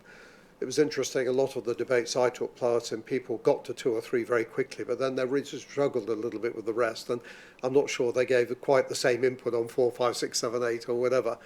And I think if we were, before we kind of agree what 4 is, if 4's the number, we really do need to go through that process and build in just a little bit of aspiration and say, in addition to what we've got now, and clearly I think it's obvious caring is going to be in there or something like that, but we need to make sure that the values that we say we it's not just we have, but we aspire to, and we need to have in order to deliver the changes. And I think there's got to be a degree of cross-check there. What does that mean? Well, I do agree with the comments made on words like openness. I do agree on the incuriosity type point. What I'd add in as well, I would add in, and it's touched on, but only very briefly, is this whole concept of improvement. I mean, it's in the legislation, but we hear, you know, the new government coming in and others, we are got to see a role for how we can help the system improve. And it seems to me that's got to be baked into our value somehow. That doesn't mean to say a value has to be an improvement. Maybe if you get the value right, it's in the explanation underneath as to what does that mean in practice. But again, I just think it would be, you know, if we ended up with 4 values that didn't reflect the things that are needed to deliver the recovery plan that we've talked about, or we're not going to meet the expectations put on for what looks like being a long-term government, I think we'd have missed a trick. So that's not disagree with anything, but I just think it would be useful to do a little bit more thinking of road testing, really along the lines I think the 2 Marks said, and probably Chris as well, but just adding a few Penrith. So that would be my observation. If I then take the request for approval, I think, can I take it in 2 elements? So one is to say, do we approve the first 3? And then the other is, you know, what do we do for something else? So let me bifurcate that. On the first 3, allowing for the fact that we've said work needs to be done to bring to life and everything else, is the board comfortable to agree with those 3? I think that's probably the easier bit. For the rest, are we comfortable to say, yes, go ahead and do a poll as it is, or is there a wider agreement with the sort of observations that the Marks are making and I was trying to make that said, actually, can we just do a little bit more thinking about what this might mean and make sure that our end set of values, we're going to have something that delivers what we need? It's an open question. I've given my view, but there may be others. Kate, I mean, do you want to respond as the... So we've got the kind of purist approach, which is our data tells us these are the final 4 to vote on. But as I say, ultimately it's board's decision. I mean, my preference is whatever we do, we go back out to ask our people what the final 4 or 5 should be. But I think it's up for board to decide to say those are the top 4. But actually, we want to put curiosity in the pot, and it might be interesting to go back to say how much further down the list was curiosity, colleagues. But I think it's just being frank. You know, it's not wouldn't be completely pure if we were to throw in one that didn't statistically come to the top of the pile, but that's board's prerogative, and then ultimately it'd be back to our people to say, what do you think, for board to make the final decision. But Jackie. Yeah, I agree with that. That was going to be my suggestion, because I think, to Charmian's point, I think inclusivity is really, really important, and I think we need to reserve the right just to come back in September with the final data have another conversation. But I think we need to reserve the right to say inclusivity is if we're really serious about a lot of the discussion today, we need to think about whether we pin that to the mast as well. And that would be my reflection to colleagues, just to think about that as well, what inclusivity means to you, means to your colleagues, means to service users. And I think that would be a real shame, I think, if we missed out on that. So I think we need to just keep that in view, would be my opinion. So we've agreed the first three. For the avoidance of that, I'm not suggesting the board decides what to do around the room. Totally wrong. I hope no one thought that's what I meant. You know, we need to, I think we're agreeing we need to go back and see what our people think. But all we're saying is, with the benefit of experience and hindsight perhaps on other boards, and looking at joining up the dots of what we see in here, but an awful lot of other things, it would be helpful when we go back to people to say, actually, when you're deciding on this, have you thought about? I think we'd be making a major mistake as a board on behalf of the organisation if we signed off on a set of values that, with the benefit of hindsight, allowed politicians, service users, or whatever to say, well, if those are your values and you didn't want to learn or you didn't want to do something, you know, we'd be opening ourselves to criticism. So I think it's just wisdom around the table, a little bit more thought, and asking people to reflect on some of these things before we go back to the next stage of the consultation. So I thought everyone was nodding, that was agreed, but Joyce, you wanted to comment? Yeah, I might be the only one that sees the irony of using statistics to try and manage sentiment. Because these are values, so it's just the pure irony of calculating something when we're trying to think of values. So I think we could agree the first three, but I would like to go out with options. So because it's statistical and we've got, you know, what's hit the top, you could ask people if we merged caring and respect, because they're so similar in terms of sentiment and what people wanted. And I had 2 workshop discussions because I happened to fall into 2 areas, and those things were just overlapped so much. It wasn't a clear guillotine as in it's this one or this one. So I'd wonder if we could just go out with, if we did that merged, or we voted straight, give people options in when we go back out. Because I do think that if people don't feel that they own them, they're not going to be values. They won't live them, they won't breathe them, they won't be behaviours. But if we just think a little bit more about the sentiment behind it, because it does feel ironic to me that we've used a statistical method on a sentimental issue. Can we find a way of thinking about that in the context of the consultation? So I don't think you're disagreeing with the broad agreement, but it is, you know, this is complex and we've got to get it right. I think it's helpful to be quite clear that however we phrase it, those first 3 are going to be understood and locked in, and there's no reason why we can't be making sure we're doing more to live those values now. However, let's get it right. Sorry, Dan, you go on to comment. I'm just conscious that part of this discussion has, obviously it's to do with the board, but this does come from a consultation with staff, and so as a representative of staff on board's day, I'm just very conscious that if we then go back, or you then go back and say, oh well, we thought this, in the current climate it could be taken as board imposing something on staff when staff were led to believe that they were having more of a say in it. So I'm just conscious that we need to be very careful about, or you need to be very careful about how you get that message out there, so that staff don't feel, oh well, we were consulted but it's been imposed again. I mean, I'll see if Kate or others want to add, but I think it's a very fair, you know, question. I know somebody had said, you know, well, you know, we did a consultation, what's for the board? Doesn't it look odd? I mean, in any governance structure, the board ultimately is responsibility for the values of the organisation, only even saying they're put in place. So it's totally wrong for the board to say, you know what, this is what we think the values should be. So we've got to understand what people want. But at the end of the day, if we're accountable for them, we have to have had a chance to consider them and road test them. I mean, the comment I made a moment ago, we would be doing, it's not my personal view particularly, but it would be doing a disservice to the organisation if we got in a position where the Secretary of State or providers or whatever said, if that's it, and you haven't even thought about something, then what are you doing? And it is not a fair defence of the board to say, well, we never thought about it. We just collated on a word map what somebody said. So we're not imposing anything. We're just saying, with the benefit of a bit of experience and looking at other things, can we just ask you to rethink, in the light of some of these other observations, what something might be? That's not imposing anything. It's giving an opportunity for further consultation, but with a bit of grist in the mill. Shelley, you wanted to comment?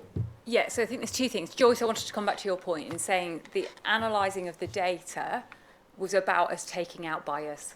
So the reason we chose to go that route was so that we weren't sat in a room theming with our personal preferences, that we'd got some robustness to our colleagues have said this. So the sentiment in terms of, and I know you were part of those workshops, in terms of how we, I guess, underwrote it being an analytical process without any of that sentiment was what value, what behaviour will bring that value to life. And because we had that discussion, that's how we protected that process.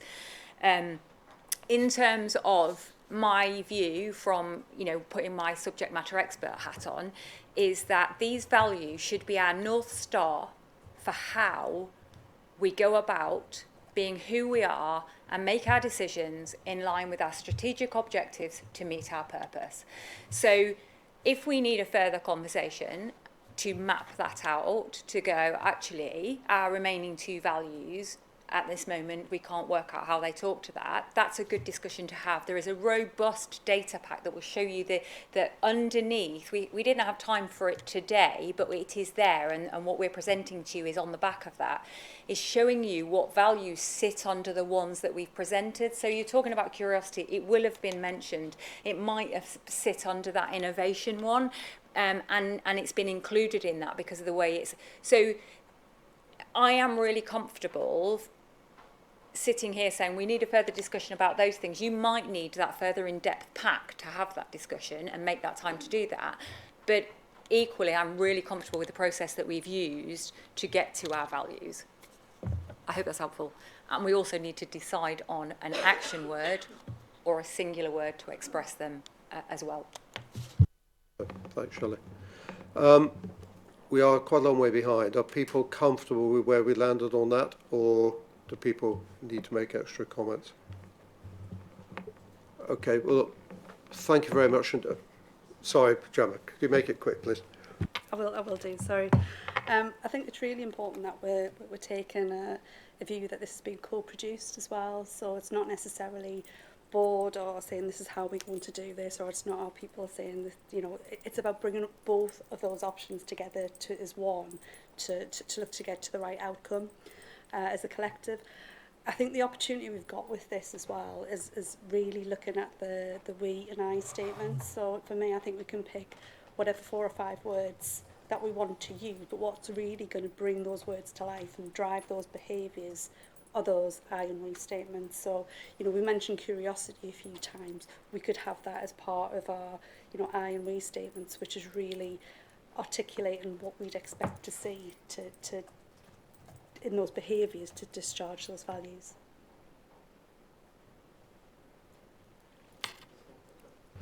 Look, thank you very much indeed. I hope that's clear, but if not, we'll pick it up outside as well. Okay, thank you very much. Joyce, I really hate doing this to you, but we're getting a bit behind, but not surprising, that took way longer than I expected. You have colleagues coming down to join you for the Evaluate and Research report. Would he cause a problem or inconvenience you if we deferred that to a later meeting, or do we need to address it today? I need to check, but there is an external colleague joining us as well. Yeah. Can you check? I really don't want to be rude or inconvenience anyone, but equally,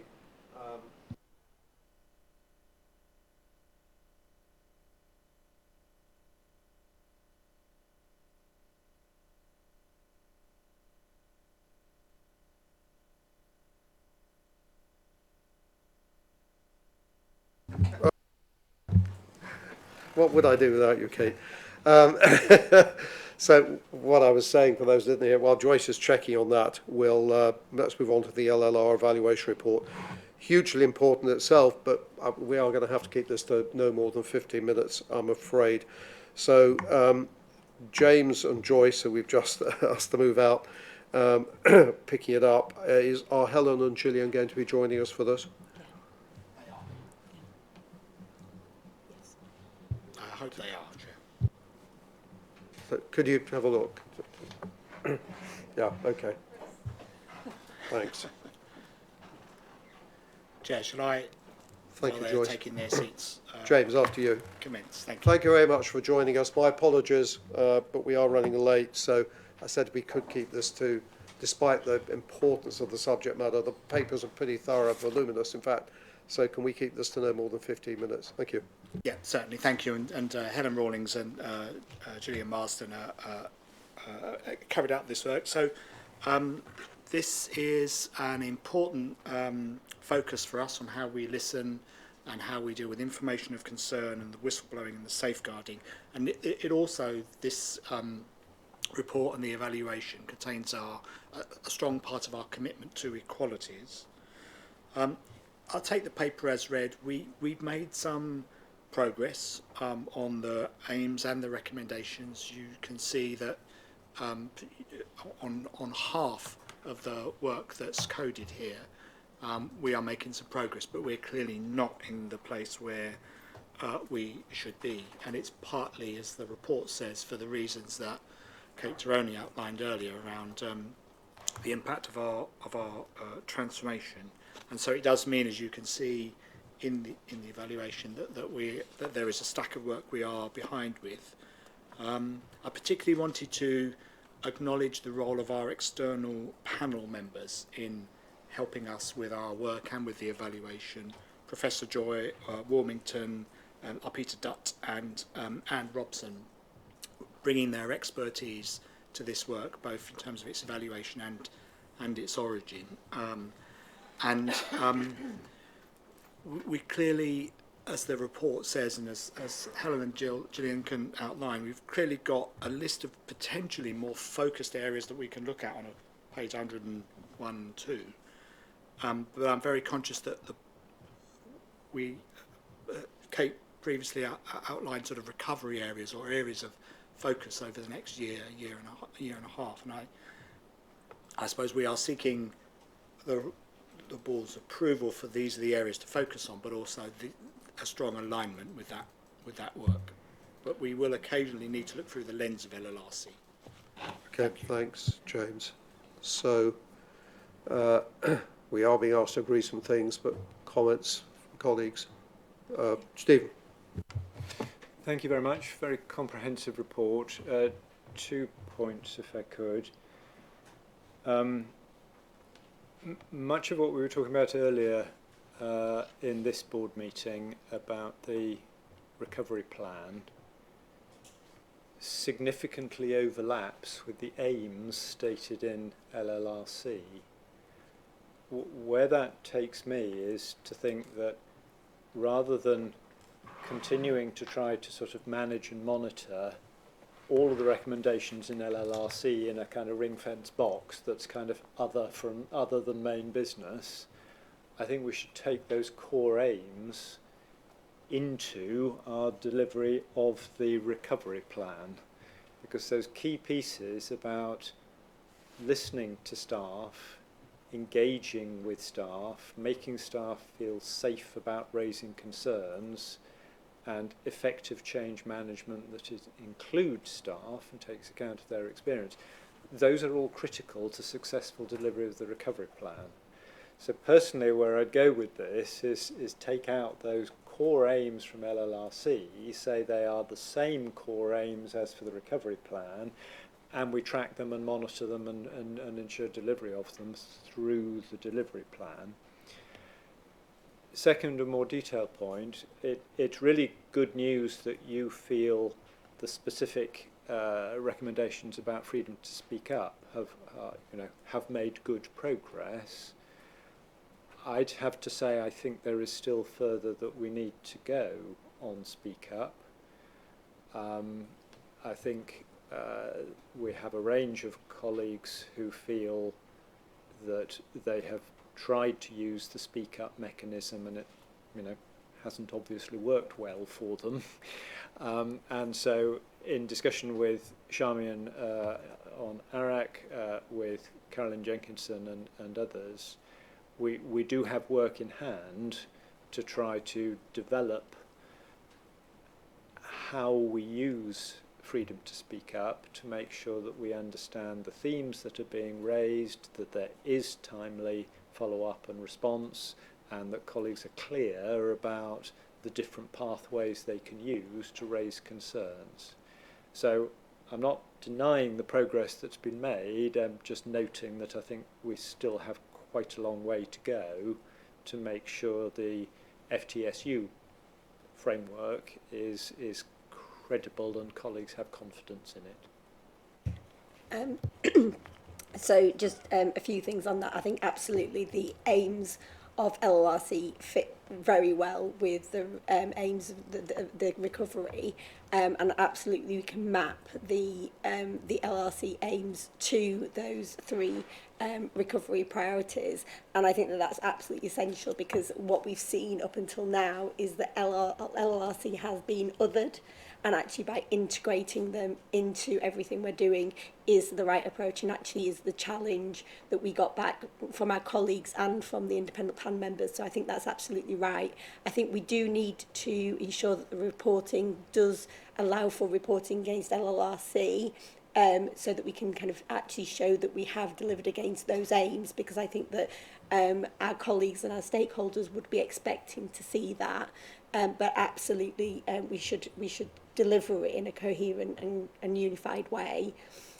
With regards to the freedom to speak up, I would say that I think what it does say in the evaluation report is that we've delivered against individual recommendations for freedom to speak up, but we have not had the impact that we want to see. So what I think, again, that speaks to is, rather than looking at the recommendations as a transactional, have we delivered, tick box, yes or no, but actually have those recommendations enabled us to deliver what we set out to achieve. And I think that the evaluation going forward will absolutely be laser focused on, have we achieved those aims and are we having the impact we want? So absolutely. Thanks. Other questions? Ali first. Thank you. Like my colleagues, I recognise that progress has been made, and I also recognise that we're not where we would have liked to be at this current position. I think there is value in focusing on the aims, and to facilitate that, to your point earlier, it's so critical that we focus on articulating what the outcomes are that we'd have from achieving these aims, and how we'd be able to confidently measure them with the support of a wide range of stakeholders. I also think it's critical to continue involving the external panel members as we do so, so that we can ensure that we have concluded, I suppose, the mission of what LLRC set out to achieve. Thank you. Diane, you wanted to comment? Yeah, just a minor comment. We've all been using acronyms. It is public board. Can we say what LLRC actually stands for, and ARAC? It's an important point. Maybe we should have something at the foot of the screen of definitions, but listening and responding review. Okay. Fair, when it was first presented to this board, actually it wasn't half of this board, so I hope those who joined more recently feel they're up to speed. But I take the point, the public may not be. The regular listeners will have known we talked about it many times. James, others, colleagues. Belinda. Hi, so the whole purpose of this report was as a result of a whistleblowing by Mr. Kumar.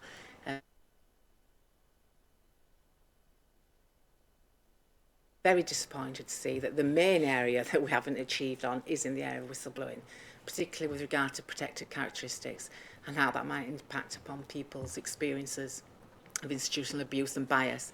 So I just wonder if you could talk a little bit more about that and how you might look at prioritising some of the actions that still remain. looking to my colleagues as to whether they want to contribute to any of that. Feel free to add after me. So I think it is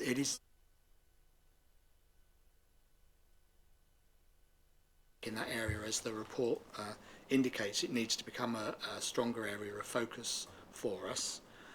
On the protected characteristics and generally speaking on the information flow of equality data, we haven't made sufficient progress in the past year.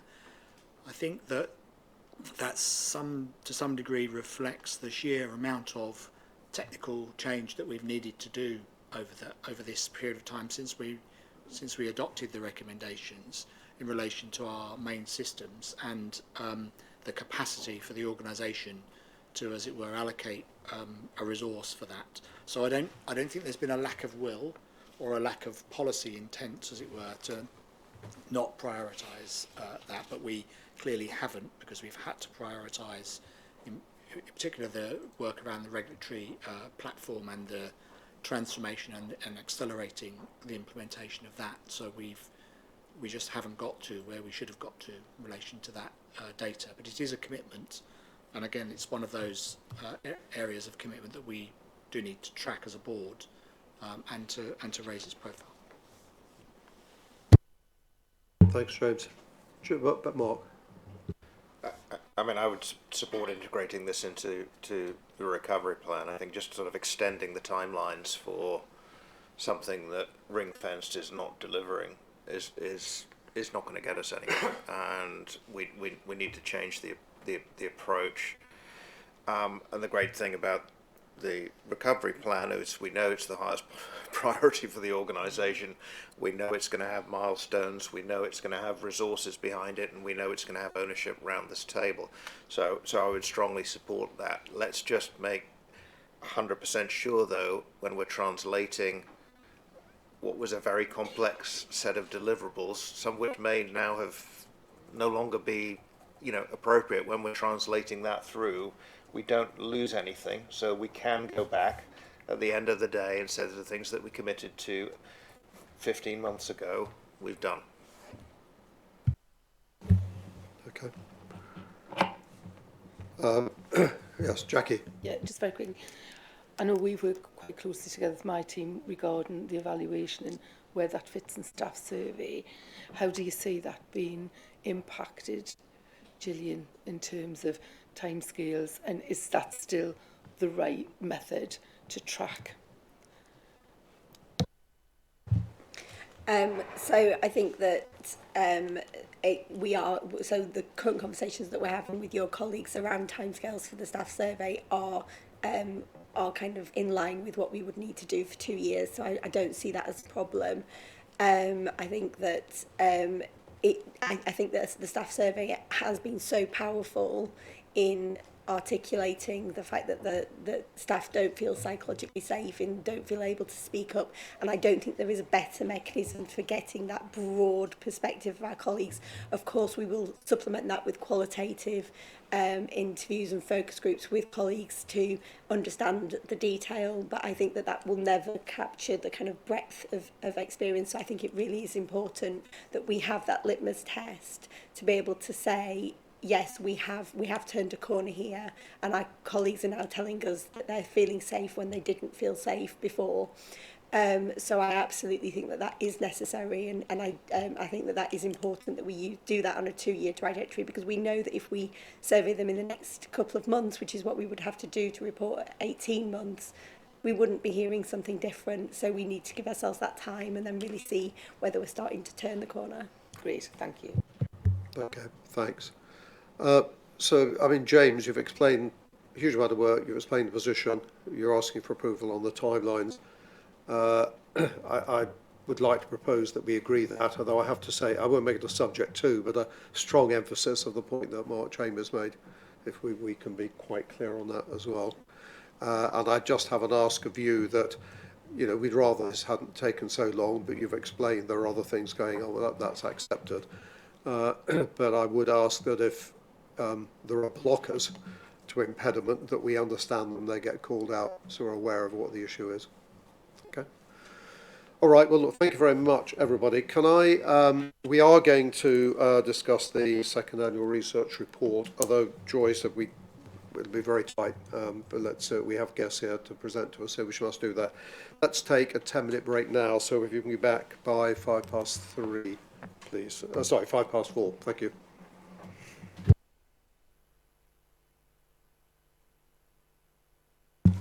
Welcome back, everybody. I hope you enjoyed your very fast tea break. As you saw, we rejigged the agenda, but we are now going to, pardon me, deal with the report that we deferred. So, welcome. Thank you very much indeed for joining us. Joyce, I don't know whether you need to introduce this. I have explained that to our other guests that firstly, we take the papers as read, and secondly, so we can go to questions, and secondly, we are running behind time, so if we could try to make sure we certainly can't be on beyond 15 minutes. If it would be less, that'd be great. I am going to curtail some of the committee reports later on the agenda, just for the benefit of colleagues, so it's going to be a rush, but I'm still aiming to finish at 5 o'clock, and I know some people do have to go anyway. Thank you. Thank you, Ian. I don't need to introduce. I will hand over to Gillian and Hasham because this is important, really, to demonstrate the impact and why evidence supports our decisions, particularly at this crucial time as we're in recovery and for the longer term as well. So I'll hand over to Gillian and Hasham. Yeah, thank you. I won't go through the impact that's demonstrated through the report. I will take that as read. I did just want to point out that I think that our research programme is more important than ever now as we enter a period of recovery. So in terms of colleagues having a good day at work, the evaluations that we're doing ensures that we're listening to our colleagues and that we therefore can reflect on what they've told us and respond. We need to be an evidence-based regulator and have evidence decisions based on evidence if we're going to improve our operational performance. And I think we have the right kind of research programme going forwards to help us with that. And I think that showing that we're basing what we do and how we do it on evidence is going to be really critical for improving and building back our credibility and trust with our own colleagues and with our external stakeholders. I do have Hasham here, who's from NHS Confed, to talk a little bit just about a project that we did with NHS Confed called Putting Money Where Our Mouth Is. And that, I think the reason why that's important is because what we know is that we have a greater impact through the programme when we do it in partnership with others. Because we not only have our own reach, but we have the reach of those partners to have that impact. And also kind of to strengthen the credibility we have as well. So, Hashim, I don't know if you want to say anything before we go to questions. Brilliant. Thank you very much. Just want to say thank you for having me today. And my name's Hashim. I'm a Senior Policy Advisor on Population Health at the NHS Confederation. And as sort of Gillian has said, the detail has been sort of mentioned in the report, but I just wanted to sort of highlight in terms of the project that we did alongside CQC and some academics at Leeds Beckett University and a healthcare consultancy. In terms of what we found, in terms of what systems were doing around health inequalities funding was, again, there was a need expressed that there is a need to do research and build some of the evidence base for how healthcare systems, especially from an integrated care system perspective, they are working.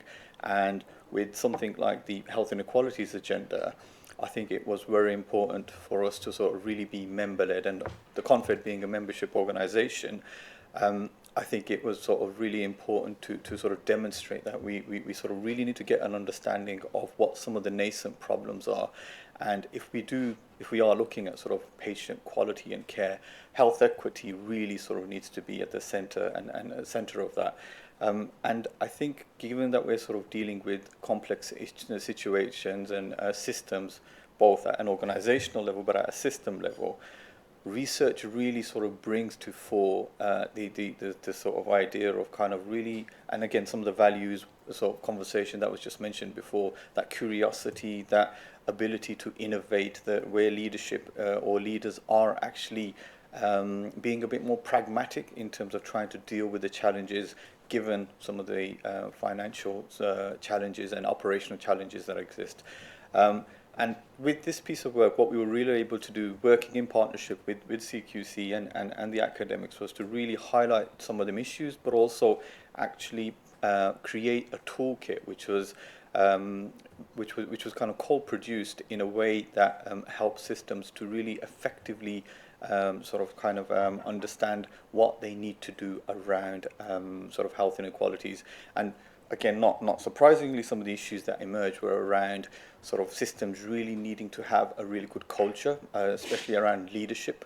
So leadership was like a key driver to really inform the work that they're doing on health inequalities, as well as kind of robust sort of governance mechanisms and issues around sort of kind of reporting and transparency.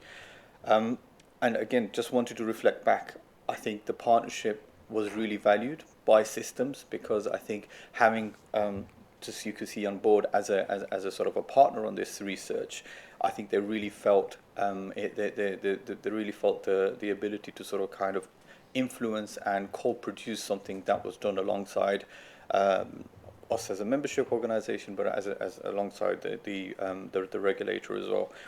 And I think just to sort of kind of say some final words around, I think going forward, I think there's a really great need to sort of look at research with system leaders to really try to surface some of the issues, the underlying issues that are sort of causing them to sort of face the challenges with health inequalities and equity.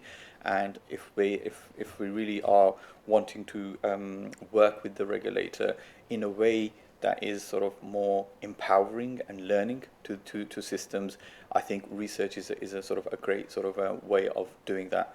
And in terms of just some impacts that we had, so the report that was published, it's been sort of mentioned a number of times in the HSJ. We've had endorsements from the NHSE Health Inequalities Lead, and again, it's been presented at numerous sort of conferences, and there's colleagues here who actually spoke at the NHS conference in June. And in terms of kind of usage of the report, we recently did a kind of an analysis of how many sort of users there've been on the website to look at the report and the toolkit. And again, between March and June, there was probably just over 4,000 users that had actually utilized or viewed the report. So I think just in sort of summary, we really valued the partnership that we had with CQC conducting this research.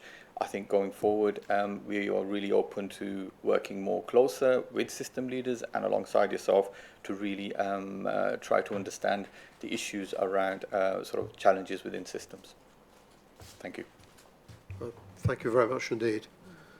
Questions from colleagues? James. I just wanted to acknowledge the quality of the work here in the programme. I attend a few NIHR meetings and applied research collaboratives in the social care field, and actually CQC's reputation for research is strong. And in a couple of examples from adult social care, the work on the local authority assessments has been strengthened by a research-based approach, and that enabled us to change our approach and to convince the DHSC of a change. And the current work on dementia, which is a really good example of, whilst we're fixing the basics, we need to have an eye to what improvement outcomes we want. And it's a good example of, if you don't have research and evidence, you don't build your credibility. So I think it's really important that we have this programme. It's a modest amount to commit to it, and I'm really impressed by the partnership too. So thank you. Thanks, James. Ali. Thank you. This is a really great report to read. It's clear that the investments that have been made in research have been productive, and the work's been industrious, and a large number of outputs with practical relevance have been demonstrated. I'm quite keen to understand when we come to the end of the review period in 2025, how much further we could potentially go, having had several pieces of research that have been produced and implemented, to understand the effect of some of our research in changing outcomes. I know that's normally a challenge with many types of research, but I'd be keen to understand if there are any specific areas or foci where we could go even further in saying this has been the impact of implementing work based on the research we found. Thank you. I was going to make a very similar comment. There's a reference in here to strengthen visibility, be more frequent reporting to the ET and the board. I mean, the ET is another matter, but I think for the board, rather than necessarily more frequent, it would just be helpful to identify where what we are doing as an organisation has benefited from. So it's kind of measuring the outcomes rather than the activity. So that's not saying do the report totally differently. It's saying, where, to the extent that we've had benefits from this, it'll be helpful to highlight them when we're talking to the relevant topic. Any other questions? Belinda? Thanks. Just a quick question. So some of your work you put down as internal reports, but some of them, like preventing mortality in mental health settings, a rapid review of current practice and guidance, is an internal report. And I just wondered why you wouldn't make that external when it would be so helpful and useful for people in mental health settings. So just what your thinking is behind that, really. Sorry, so some of the ones that are listed as internal reports just haven't been published yet. So it's not that they're not going to be published. And that's about making sure that sometimes there's kind of an internal focus to how the reports are written, and we produce an external report which is more useful and brings benefit to systems and to providers in how it's written. So it's about making sure that we get the audience right and that we publish it in the right way, and we're working with Chris and his colleagues to do that. I don't know if you want to say anything, Chris. Just to say, well, just to agree with you, I think there's what's really important in this is how much, not just a question of publishing, but how well they're used to drive real meaningful change in the way services are delivered. So for each of these reports, there's a really good question about who are we trying to target with this? This has an audience internally about making sure we understand, going back to our curiosity point, what are we being curious about? How do we make sure we understand what good looks like, and then how do we support people in those settings, improve the way they deliver it. And we know, as many other people know, that a thick report isn't necessarily what people want to wade through. What they do want is what's the practical guidance and information that they need. So we're often working with partners who work in providers or people who use services to make sure the information is targeted to them. But each one of these will definitely have an external and an internal perspective. So do you want to add? Just very quickly, I think, again, sentiment that was reflected in the conversation prior to the break is actually, I think, what we're sort of really trying to do with sort of the partnership work with yourselves and others is trying to really look at it through the improvement lens. And again, given systems are on their sort of journeys to very different in terms of the variation of outcomes. So I think the health inequalities toolkit that sort of emanated was something that systems can take away and sort of almost tailor to their sort of specific context. And I think it's only through that sort of improvement and sort of an innovation lens, I think we can make these products more sustainable as opposed to them just being a research report and something that was done as a sort of moment in time and sort of make them more sustainable. So I think the improvement lens is a very crucial way of sort of looking at the research side of things. Thanks. So Joyce, you want to add? Yeah, first of all, I do want to. This is my first year of leading research for the organisation, so I've been really proud to work with Gillian, Zoe and the research and evaluation team on this report. I also want to say that this is cross-sector, so there's work people in finance, ops, reg leadership, data and insight who have all contributed to the report. There are a couple of things for me. I do agree with you, Chris, about you target the audience so that research is used, but people also need to find research, whether it's on our website, in a place where they consistently say that's where you go for it. So there is something that we need to create where people know where to go and look, even if they didn't know it was out there in the first place. I also think that we have to continue the impact of our work. So we are going to look for continuation of the research budget and the funding to do, because this is vital work that actually is influencing, as you can see from the report, influencing the way people in services use information, but also the way we are using it in our assessments. And I want to say that actually in the past, we've got quite a lot of research history over a number of years, and it has been underused. So I've asked Gillian, for example, to pull together our research history on provider relationships and sector expertise. We are piloting, but there is a lot of research we already have, and we're going to make a drive to actually deploy that and make sure it does inform the decisions that we have made, because we know that in some circumstances, we've made decisions that didn't align to the evidence base, so we want to make sure that that actually is the undercurrent through our recovery and all our effective decisions as well. Thanks, Joyce. Perhaps I could say that next time we come back to talk about this report, it'd be really helpful to pick that point up explicitly and just see how it's been used and the value, as well as a cross-check that we're not using it, if you would be. So thanks, Joyce. Okay, well, look, apologies, it was a little bit rushed, but really good piece of work. Thank you very much indeed for putting such a comprehensive report together.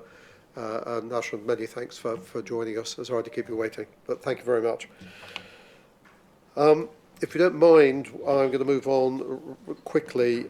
Chris, we have your report. Could we try and do this in 10 minutes rather than 15, please? Yeah. Usual rules. We have read it, but it's an important piece of work, so there may be one or two points you want to pull out, and then we'll go to any questions. Great. Thanks, Ian. And I suppose the starting point, just to give people a bit of a context in terms of why we ended up doing the report. So it was after the conviction of Valdo to the killings of 3 people that we were asked by the Secretary of State to complete a Section 48 review end of January this year. And there were 3 elements of that commission. The first was to look at a rapid review of available evidence related to the care of VC. The second bit was to an assessment of patient safety and quality of care provided by Nottinghamshire Healthcare Foundation Trust. And then the third element was to assess progress made by Rampton High Secure Services, which is one of the 3 high secure services in the country in terms of some of the recent CQC inspection activity.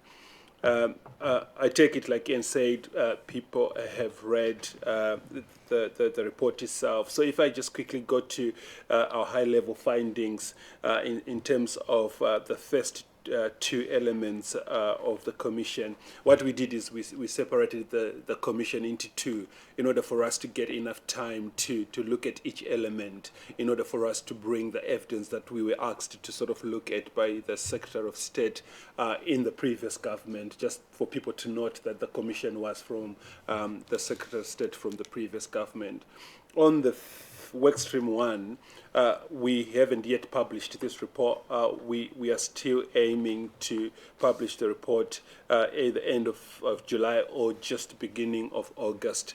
We will confirm the timelines once we have finished some of the internal discussions we are having. On workstream 2, the key areas we focused or we picked up from that workstream was around access to care for people with mental health needs. The quality of care didn't always meet the needs of people in Nottingham.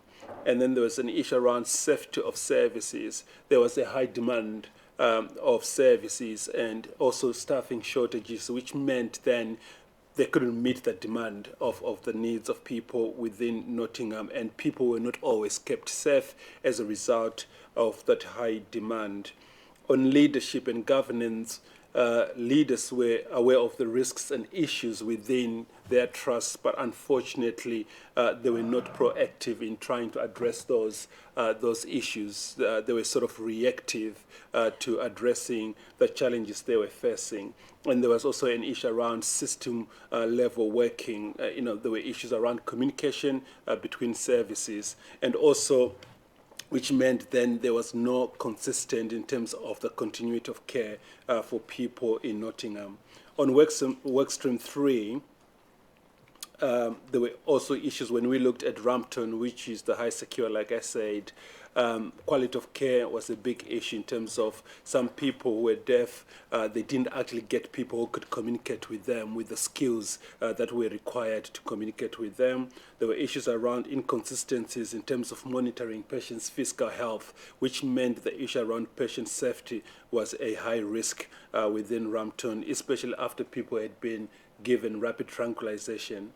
Staffing levels were a big issue in terms of actually the service did not always have enough staffing to respond to the needs of patients within Rampton. There were also issues around leadership and governance, and we know that the trust had already started taking steps around trying to address some of the issues around leadership and governance within Rampton.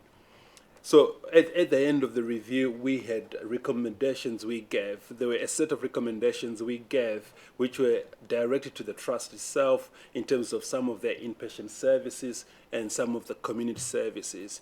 But also we took this opportunity to make some recommendations because some of the issues we discovered within Rampton and within Nottingham itself were issues from our own intelligence. We thought actually it's not just on this organization alone. Some of those were much wider across the country. So we made some recommendations to DHSC, we made some recommendations to NHS England in terms of some of the improvements we wanted to see in terms of mental health services. But we also made some recommendations to us, to CQC, and you see in the paper there are two main ones in terms of us actually looking at community mental health services, because we think actually this is the starter of actually looking at some of the quality issues and some of the patient safety issues within community mental health services. So we want to take the opportunity between now and the next coming years to look at the services within community mental health services across England, and also in order for us to improve patient services and patient experience. So I'll leave it there, Ian, unless there are other questions people want to ask. Thanks very much indeed, Chris. Belinda, I know you'll be first. I've got loads of questions, but in this, I haven't got time to ask them all. So I'm just going to ask the one that I think is the most critical, really, and I think that's about Brampton Hospital. That for years, 5 or 6 years, it's been rated as inadequate or requires improvement. So that clearly means that the patients there are not getting the right care and treatment and support. And I just wonder, as regulators, how long can we allow that to continue? Because it's gone on for 6 years now, hasn't it? We haven't seen any sort of massive improvement, little improvements, up and down, up and down. And I just wonder what your thoughts are about that in the longer term.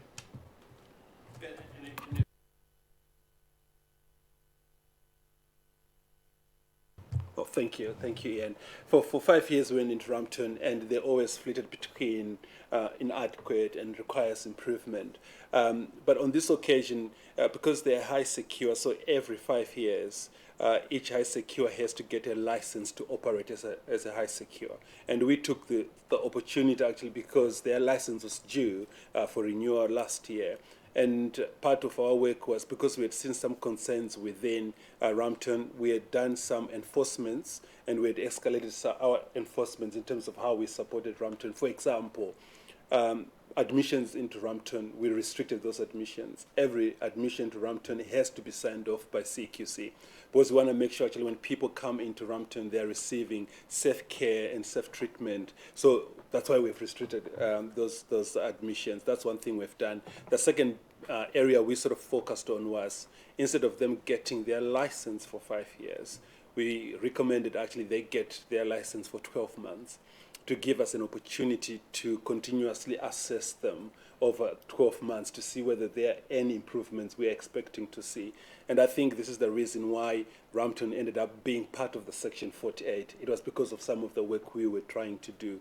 And what we've tried to do over the last few months, and also going to the end of this financial year, is constantly actually using our single assessment framework in terms of actually going into Rampton on a monthly basis and looking at different quality statements to try and see if there is any progress. The Trust appreciate that approach, which is sort of continuous improvement methodology. And I think this is where we're starting to see actually if SAF is implemented the right way, you actually deliver what you are trying to deliver as SAF. So, for example, by the time we get to end of this financial year, we would have completed at least 40 to 50 assessments within Nottingham using staff. So you can see actually if you apply it the right way and engaging the system and engaging the provider itself actually does work. So the reason we are doing that, we want to make sure we can give some reassurance to the government and to the new Secretary of State in terms of the progress they are making. The only way we can make that progress is continuously going into Rampton. So to answer to your question, we have never been here before where we've given an organization or where we've recommended for an organization to get 12 months of a license. And if they don't get that improvement within 12 months, our recommendation is then for the Secretary of State to look at an alternative provider. And we've never been there before. So we think this way actually will help the provider itself. And if I can just give you some reassurance, we have been going into Rampton every month. We are starting to see the progress we were sort of expecting in terms of the safety domain and the caring domain. We are starting to see some changes in terms of improvement. They are maintaining in terms of staffing levels, they are maintaining it. They are also working with the other two high secure services for support as well. They're doing some work around culture transformation work, and we think the progress they are making, they might be able to sustain it. Thanks, Chris. Stephen, one last question. Chris, thank you. Really helpful report and great work that you and your team are doing. I wanted to just ask if you could say a bit more about your first recommendation, because looking in depth at the standard of care in community mental health across the country sounds a great thing to do. Do you kind of have in mind something like the maternity service review that we did? And I'm kind of interested, I don't think the board would normally get involved in deciding the programming of inspections. So kind of what are you asking specifically of us as a board? Because it sounds like a fabulous thing to do, well, we should kind of just get on and do it. But what are you actually asking of us? So I guess, I suppose for the board to take note of what we are planning to do in terms of, we want to use the same methodology we used on the maternity way of working. And then for us, I suppose, it's also for board to see, because I suppose mental health is one of the priorities for the new government. And I think we need to align ourselves as well with those priorities. So for us looking at, the community mental health services, I think actually one element of us we are trying to do is patient experience, and we're talking more and more of patient experience and staff experience. So if we look at community mental health services, we are aligning our priority with some of the priorities that Kate is talking about credibility, about improving our operational performance, and through this work, that's exactly what we are doing. So for me, it's for the board to take note of actually, we've already started doing some work in trying to deliver some of the priorities that Kate spoke about earlier. Okay, thanks so much, Chris. Let's pause it there. Chris, many thanks indeed. And again, I think we've probably said it before, but many thanks for a great piece of work. Keeping moving on quickly, we have on the agenda 2 policies. We haven't much time to spend on them, so I'm going to work on the basis that if people are happy, we'll approve them, and if they're not happy and there's major discussion, we may have to defer that discussion and take it offline. The first one here is handling responding matter of concern. Tyson, it's got Rebecca and Karen down here. Are they here? Are they going to join us? I think they're going to join us to listen to the discussion if there is any. All I was going to say is that I think this how is... do they know? How do we make sure we get them in? Sorry, I'm not clear. I've sent the message. They'll come in. They'll come in. Yeah. I mean, all I was going to add, as well as introducing Rebecca and Karen, was to say that I think it's a very clear policy, a very welcome policy, and the board are asked to approve it. Yeah, I said we are very pushed for time, so I'm going to work on the basis for this and the next one, that if people are, we'll take a few quick questions, if any. If people are broadly happy, we'll deal with it. If there are major issues, I might take it offline and we'll bring it back rather than a long time today. Can you just, so people had a chance to read it, I think it was circulated in advance. Can you just very briefly summarise why this is needed? I don't mean as a concept, I mean why this update is needed and what's different, and who is the policy owner. I would like to ask that when policies come to the board in the future, it's probably Owner or at the Secretariat this, but can we always be clear who the policy owner is and the proposed review date? I mean, it may be at the moment we're having much faster review dates on a number of things, but I think if we're to approve a policy, we need to know who the owner is. So can you just say, please, sorry to rush you, but highlight what's changed and what's important and clarify for us who the policy owner is. Thanks. Okay, thanks, Ian. Just to say, I mean, the purpose of this is actually, of this policy handling information of concern is very much out of the listening, learning, responding to concerns review. And so it's very much about the roles and responsibilities of our staff about handling information that comes in. And we didn't have a policy that set that out, so that's why we needed it. I'm going to hand over to Karen, who's one of our senior specialists for safeguarding close cultures, to answer the specific questions that you've asked Ian about the policy and the other pieces. Go for it. Thank you. So the in terms of the policy owner, then that will be Rebecca, and supported by Lucy Wilkinson, who's the Head of Equity and Rights, who is our policy lead for this particular policy. In terms of the review dates, it will be a biannual review with unless otherwise indicated, and we are expecting that we will need to make updates following a piece of improvement work that has just been stepped up. So we've, as part of the work from the listening, learning and responding to concerns review, and through some of the audit work that we've carried out when we've throughout the transformation, we've identified that that we've improving timeliness around responding to the highest priority of information of concern in terms of making referrals onto the local authority where there's safeguarding risks that have been identified. But as a consequence of that, we have also identified that we're sending some referrals that perhaps needn't have been sent. So that's led to a quality improvement piece, which we are starting with a rapid improvement event in October, and depending on the outcome of that, or once we've got the outcome of that, that will indicate an initial review ahead of that biannual. Thank you very much for that clarification. I mean, you did say in the cover sheet that it replaced something else, but I, implying it's rather more significant than merely a simple update. So, I mean, I'm going to suggest that since this is really quite new, and given how fundamentally important it is we get it right, that even if the default review is normally every 2 years, pretty much as you've said, I think it'd be helpful to at least consider in 12 months' time whether or not, on the basis of experience of implementing something that's relatively new, that we decide whether or not we need to review it or not. But I think seeing how it's working in practice in the current environment and everything else discussing would be a sensible thing to do. So given that, so this is relatively new, we're being asked to approve it for use for a year and we'll see how it goes. So I've amended the approval ever so slightly just to clarify that. Comments, questions, observations from colleagues? Robin.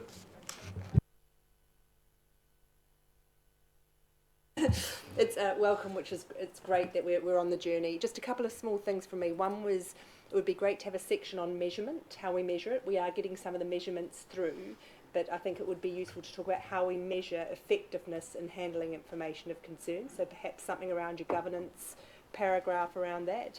And I just wondered if there was a reference through after RGB through to RGC, the committee that sort of comes up where we look at some of this, which wasn't in there for me, but otherwise support it. Yeah, absolutely. Through the Reg Leadership Group meetings, we're looking at the performance data in terms of KPIs routinely, and sharing that and working with our network colleagues around that. And any changes or gaps will be followed up in terms of the end-to-end process that we're going to be looking at in the quality improvement review that Karen's already referenced. So any changes then in the policy or process will then be fed into the RGC. Okay, do you want to add? Regulatory Governance Committee. Okay.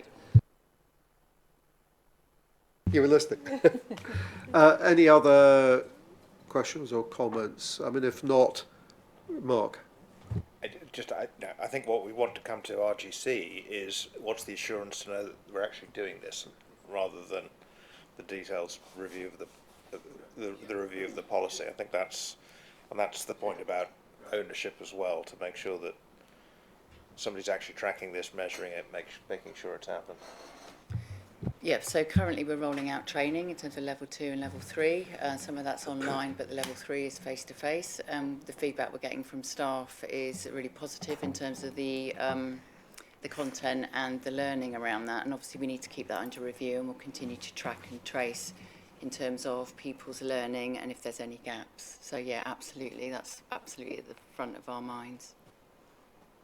So I think you've asked for approval, we're giving approval, but default assumption is, since it's so new, let's look at it at any time. And one of the things we'll consider then is the evidence RGC, Regulatory Governance Committee, I don't think I need to say it again, the RGC has had as to the effectiveness or otherwise of the new policy. So, all right, thank you very much indeed. Sorry to rush you, but people seem to agree, so thank you for that. Thank you. Health and safety policy is down on the Max hood. Is Max outside? If you see Max on the way out, will you ask him to come in?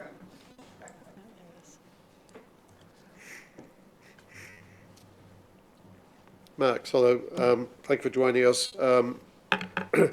Apologies for keeping you waiting. Actually, it's not too long, but we are running late, so we'll have to keep this brief. I've said for other policies, I'm working on going to play this, that if people are broadly happy to approve with a couple of questions, we'll deal with it. If there are major issues, we haven't time to debate them today, so we'll bring it back. Can you, I have said, when policies come here, I want to be clear who the policy owner is in the normal kind of review period. My understanding in this case, no other committees have seen it, but I know that Charmian personally, based on experience, went through in a number of details. She and I had a brief discussion. My understanding was that this was more of an interim update. We've incorporated a number of things we need to do, but it is worth another round and look for a number of other things that we ought to consider. I'll ask you to explain that, Charmian, in just a moment. So, Max, can you, just points of doubt, who's the policy owner? Can you just spend a minute or so, no more, summarising what's changed that we should be aware of? I'm going to ask Charmian to give her personal views, since she's spent more time on this, and then we'll see whether we're happy to approve it or not. Thanks. Thank you. Policy owner is Donna McTurnan, who's our Health, Safety and Workplace Manager, and is part of my team. It's been recommended by Charmian that we move this to an annual update for the health and safety policy, so we're sort of be bringing it back on an annual basis.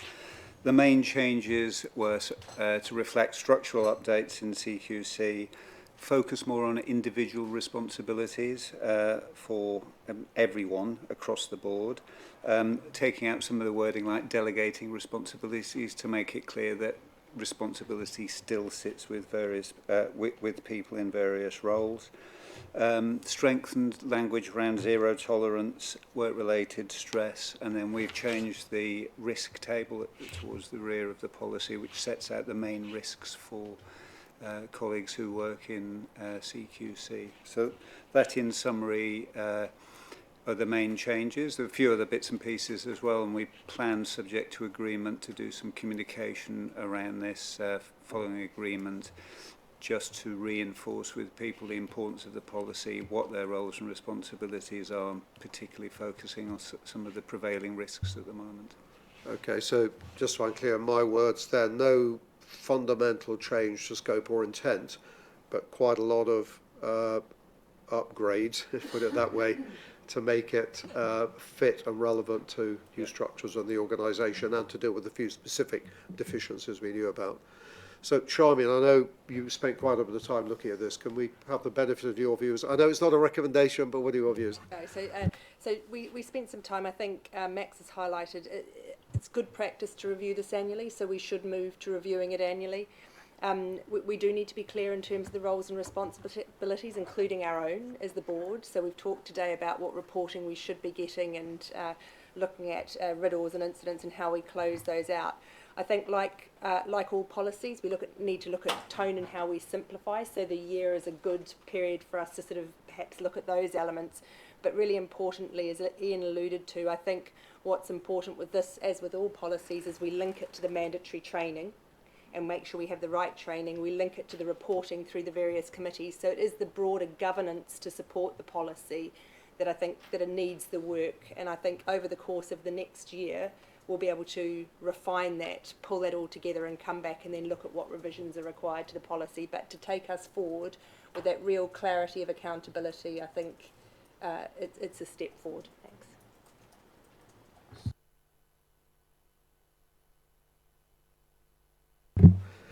My proposition, having heard that, is that we approve this as an upgrade. It's better than what we have, so why wouldn't you do that? But on the understanding that there are still some wider things we need to look at as part of a review, which we'll schedule in as soon as practicable. Are people happy with that as an approach? Yeah, okay. Thanks very much indeed, Max. Appreciate it. So just to move to a few final things, the Audit and Risk Assurance Committee, we had an annual report and an update here scheduled. We probably can't, it's not too time critical, I probably can't give justice the time, so I agreed with Charmian that we'll postpone that update, and much of it was oral, to the next board meeting, so I hope that's okay. And by that stage, actually, we would have had another Audit and Risk Assurance Committee meeting. That said, is there anything you wanted to highlight? Would it be worth at least just commenting on the signature and filing of the accounts? Sure. So our annual report and accounts for the 2022-23 period have been signed by the CNAG and are going to be laid either on the 25th or the 30th. So we've worked through that. And when I come back with the update, we'll be talking more with the board around improved risk management and control procedures, and obviously we've swapped our auditors now, so our previous internal auditors were PricewaterhouseCoopers, we're now with GIAA, so we'll be able to report on the first set of audit reports that are coming through under the new annual plan.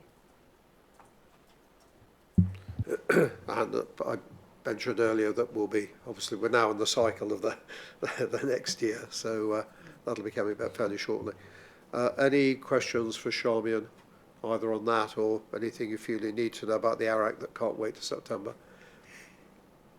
Okay, I mean, Charmian will always answer questions offline if there's anything you don't want to raise now. Mark, the Regulatory Governance Committee, we do have a short report in here from you. It's pretty self-explanatory. Is there anything you want to, we do actually now have a couple of minutes, is there anything you'd like to highlight for the benefit of your colleagues? No, I think the report, but just two things that I would have mentioned going through the report, but I think the detail is all in there. First to emphasise how valuable it was to have a data-informed pack and to have the MI that we've been pushing for quite a long time in the pack and available to the meeting. I think we had a it was a challenging and robust meeting, but it was much better informed than some of the meetings have been in the past. So that's great. So thank you to the team and to, I think, Steph in particular, who helped us get to a lot of that. And hopefully that will continue to evolve. And also, we talked about the great work that's been done in terms of call performance and the great work that's been done in developing pathways to resolution of some of the operational backlogs. I was also going to emphasise how grateful we are to our operations colleagues for all the incredibly hard work that has gone into doing that. So those are the only other things I was going to mention. Thanks, Mark. Any questions? I need not so much on your report, but just observe. I mean, Regulatory Governance Committee is a unique committee to this organisation for obvious reasons, I think, but for the benefit of those listening, it is the main mechanism for the board to look at the evidence onto the effectiveness or otherwise of our regulatory, the way we discharge our regulatory obligations.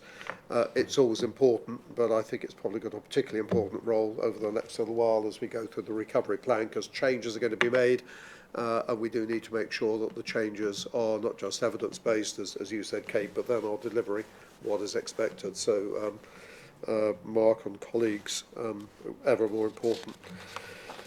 Thank you very much indeed for that. We have some minutes in here from the previous board meeting. Any comments on those, or can I take them as approved? We have agreed, for the benefit of anyone listening, that try to get a shift in the balance slightly in the way the minutes are recorded. They do, at the moment, as some colleagues pointed out, tend to be a little bit more on the reporting and perhaps less on the subsequent discussion. So we're going to try and fix that balance. It doesn't alter the accuracy of the end conclusions, but we'll try to alter the balance a bit. And then there are a couple of matters arising still in here. So one was on LLRC. I would like to suggest that was closed by the discussion earlier, perhaps not in the way put in here, but we had a good discussion on LLRC and some actions coming out of that and approved in new ways. So I would like to suggest, if people agree, that is closed. And then the Ofsted point, that's due to come back in September, not now. So I think we've got on top of those. So we do have some questions to the public, which we need to take after the board meeting, which is why I was keen that we didn't run on. But as far as the board meeting is concerned, any other business from any colleagues? No? Okay. Well, look, thank you very much for a hard afternoon. Been a long couple of days, but I appreciate everyone's input. I'll formally close the meeting down at that stage. So the next public board will be on the 25th of September. Estimated start time 2 o'clock, subject to agendas. I've now got, we as listeners know, we do take questions from people who listen and members of the public, and we actually have rather more this time than usual. There are 5 of them. So I hope the people I'm going to ask know that I'm going to be asking them this. Joyce, the first one I believe is for you, which says, how does CQC review its ratings of outstanding, good, requires improvement and inadequate? So how do we review them? Thank you. Ian, I didn't know you were going to ask this question. So in terms of ratings review, we keep all our frameworks under review, and through engagement and previously consultation, we update frameworks accordingly. Where necessary, we've updated sections of our rating characteristics to keep pace with change, like best practice or rising public expectations or recommendations from other agencies. This had previously been on about a 5-year cycle, but with the single assessment framework, we have the ability to be more responsive. We do need to produce ratings characteristics for the single assessment framework. It does take time to do because we don't do it alone. We want to make sure that this is co-produced, and we are going to be in the process of doing so, as well as information about how we describe our scoring and how we describe our quality statements. So our new approach, which includes evidence and scoring against quality statements, will have that co-production, will make judgments, and will do this work with providers and the public. Okay, thanks, Joyce. Actually, I could interpret that question in a number of ways, so thank you very much indeed for the response. I hope it answers the question. The second one is also for you, but I think much very straightforward, about how we will contribute to Lord Darcy's investigation into the NHS. Yes, so Lord Darcy is doing the, on request of the government, investigation into NHS performance. The review will offer some valuable insights for government on the challenges facing health, and I suspect some of the care sector as well. And we will be reaching out to Lord Darcy to offer our support and insights. Thank you. Tyson, move to you, I believe. So how does CQC plan to improve the frequency of its inspections of dental practices, many of which haven't been inspected for at least 10 years? Thank you for the question.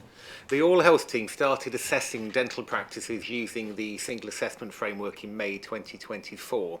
Once the team had been using the framework and the regulatory platform for a longer period, so they can measure the business as usual time it takes to complete an assessment, we'll be able to decide whether increasing the 10% model is possible. And we'll continue to innovate to increase productivity nonetheless. For example, we are currently exploring which elements of our dental assessment can be completed off-site. This should reduce the burden on a provider at the point of inspection, but also improve our efficiency. Thank you. Okay, thanks, Tyson. Chris Day, a question for you. Actually, it starts off as a statement rather than a question, so you may need to decide how you want to answer this. But the statement begins that CQC is failing to listen properly to the public and has a tendency to downplay serious concerns raised by the public about NHS trusts. You may wish to comment on that opening statement. But then the question goes on to say, what is the board prepared to do to gain the trust of the public? And is CQC prepared to engage meaningfully with families who raise serious concerns? So it's down to you. There's a limit to how long an answer we can give, but there's an opening contention you may wish to comment on. I think it's down to you, but I'll see if Kate wishes to add, and then also is how's the board seeking to respond. So I may add a word. Okay, so first of all, I think the best place to begin is to say that the voice of people who use services, and in fact the voice of staff at the front line of care, is critical to our work. Colleagues may know we get on average about 300, every working day we'll get 300 pieces of information that come in from people who use services, and about 50 or so that come in from front line of staff. And we use that in about 50% of inspections. So 50% inspection will include something from people who use services or people at the front line of staff. I'll give a couple of examples to make that point, and I'll come back to the point about how we involve families and as our colleagues at the front line of care. Recent examples of where we've involved people who use services. Gloucester Hospitals Foundation Trust, where we've recently completed an inspection, was entirely prompted by members of the public talking to us about safety concerns they had around different aspects of service. Interestingly, we went into those services. We were able to triangulate what we'd seen from or heard from people who use services with what colleagues at the front line of care told us, and with both of those, we're able to take action against the organisation. There was a warning notice issued, and there's some urgent improvement that's taken place as a result of what we did. Similarly, but more focused on frontline colleagues, Bedford Hospital, where we've responded to concerns about staffing and culture, which again enabled us to, this is about maternity services in particular, and features in the HSJ, we're able to use that to demand improvements, and there's now an improvement team supported by our work going in to look at how they can support the organisation to drive change. I think what's really clear is those things are only possible if people trust us with their information. And perhaps another example, we've been working for a long time on people's access to and use of learning disability services, and where we've been working very closely with both people who use services and their families to try and, first of all, understand people's experience of care, but also trying to drive change change in that care. I'm absolutely certain there is always more we can do in that space, and it's really, really important that people trust us with the information. That's why I talk about the volume of that information that comes in every single day, because that is what helps us, what guides us in our thinking. As recently as last week, we were talking to a group of families who are using a service in the northeast of England about their experience of that service prior to going into a service. So that's, in a sense, an active piece of work that we're doing at the moment. Just going back to a conversation we had slightly earlier, part of the role of this is how do we use that information without necessarily exposing people or exposing families to a feeling that they are putting themselves at risk. And some of the ways in which we've done that more recently have been to take what family members are saying, triangulate that before we go in, so that we can go in without having to expose individual whistleblowers to any form of recrimination. I would say that we do not always get this right. There are examples of where we have let individuals down, but our goal and the way in which we want to use that information is to drive improvement in services. And although, from my perspective, there's much more we can do to make that difference, I know that the work we do today is driving change in the way services operate. indeed, I think we're seeing examples at the board. Kate, I wasn't trying to add an awful lot, but it just seemed to me that there's a direct link between the answer to the question and what you said earlier. So, I mean, maybe I'm asking for no more than confirmation, if you want to comment. Absolutely. So I talk about my third priority being credibility for us as an organisation. My second priority being operational performance. So we need people to continue to talk to us as they are families, people who use services, and we need to continue to demonstrate to the public and to people in the health and social care workforce that we take that information really seriously, and it does inform where we regulate. Thank you. Which is all part of the board consideration. So last, David, we give you a speaking slot. A really quite a long question. CQC has had nearly 14 years to implement Regulation 20, the duty of candour, to enhance transparency and patient safety. It appears that CQC is failing to address this regulation effectively, as reflected in the very few prosecutions. So, why so few prosecutions? While incident guidance has been defined by CQC for other key regulations to assist inspectors, none exist for the duty of candour, which is a troubling omission on behalf of CQC that should be of concern to the public. Why is this accepted by CQC? There's about 4 questions in there, but I'll leave it to you to address it. All right, thanks, Ian. So I think there are 6 points to make in answer. Firstly, CQC was given prosecution powers in April 2015. Practical guidance in relation to the duty of candour regulation, which is Regulation 20, is available to CQC inspectors and other CQC colleagues. Thirdly, duty of candour is often dealt with as part of wider regulatory enforcement action. For example, we might choose to use a requirement notice or a warning notice, and CQC has taken over 300 regulatory actions since 2014. So CQC prosecutions are reserved always for the most serious cases and where it's proportionate to take action, and that's taking into account all the facts and circumstances surrounding the alleged breach. CQC has responded to the Department of Health and Social Care's call for evidence as part of its review into the operation of the regulation. We agreed the purpose of the regulation was generally well understood by providers, but there are some issues clearly with compliance and the technicalities of the regulation itself. So we've made some recommendations to the review, including whether CQC should be specifically notified by providers when they consider a notifiable safety incident triggering the duty of candour. So that's in their view, it's what the regulation says has occurred.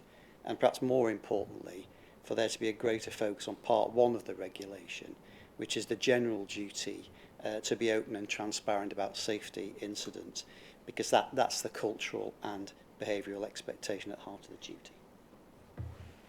Okay, thanks very much indeed, David. Long question, or a number of questions, comprehensive answer, thank you.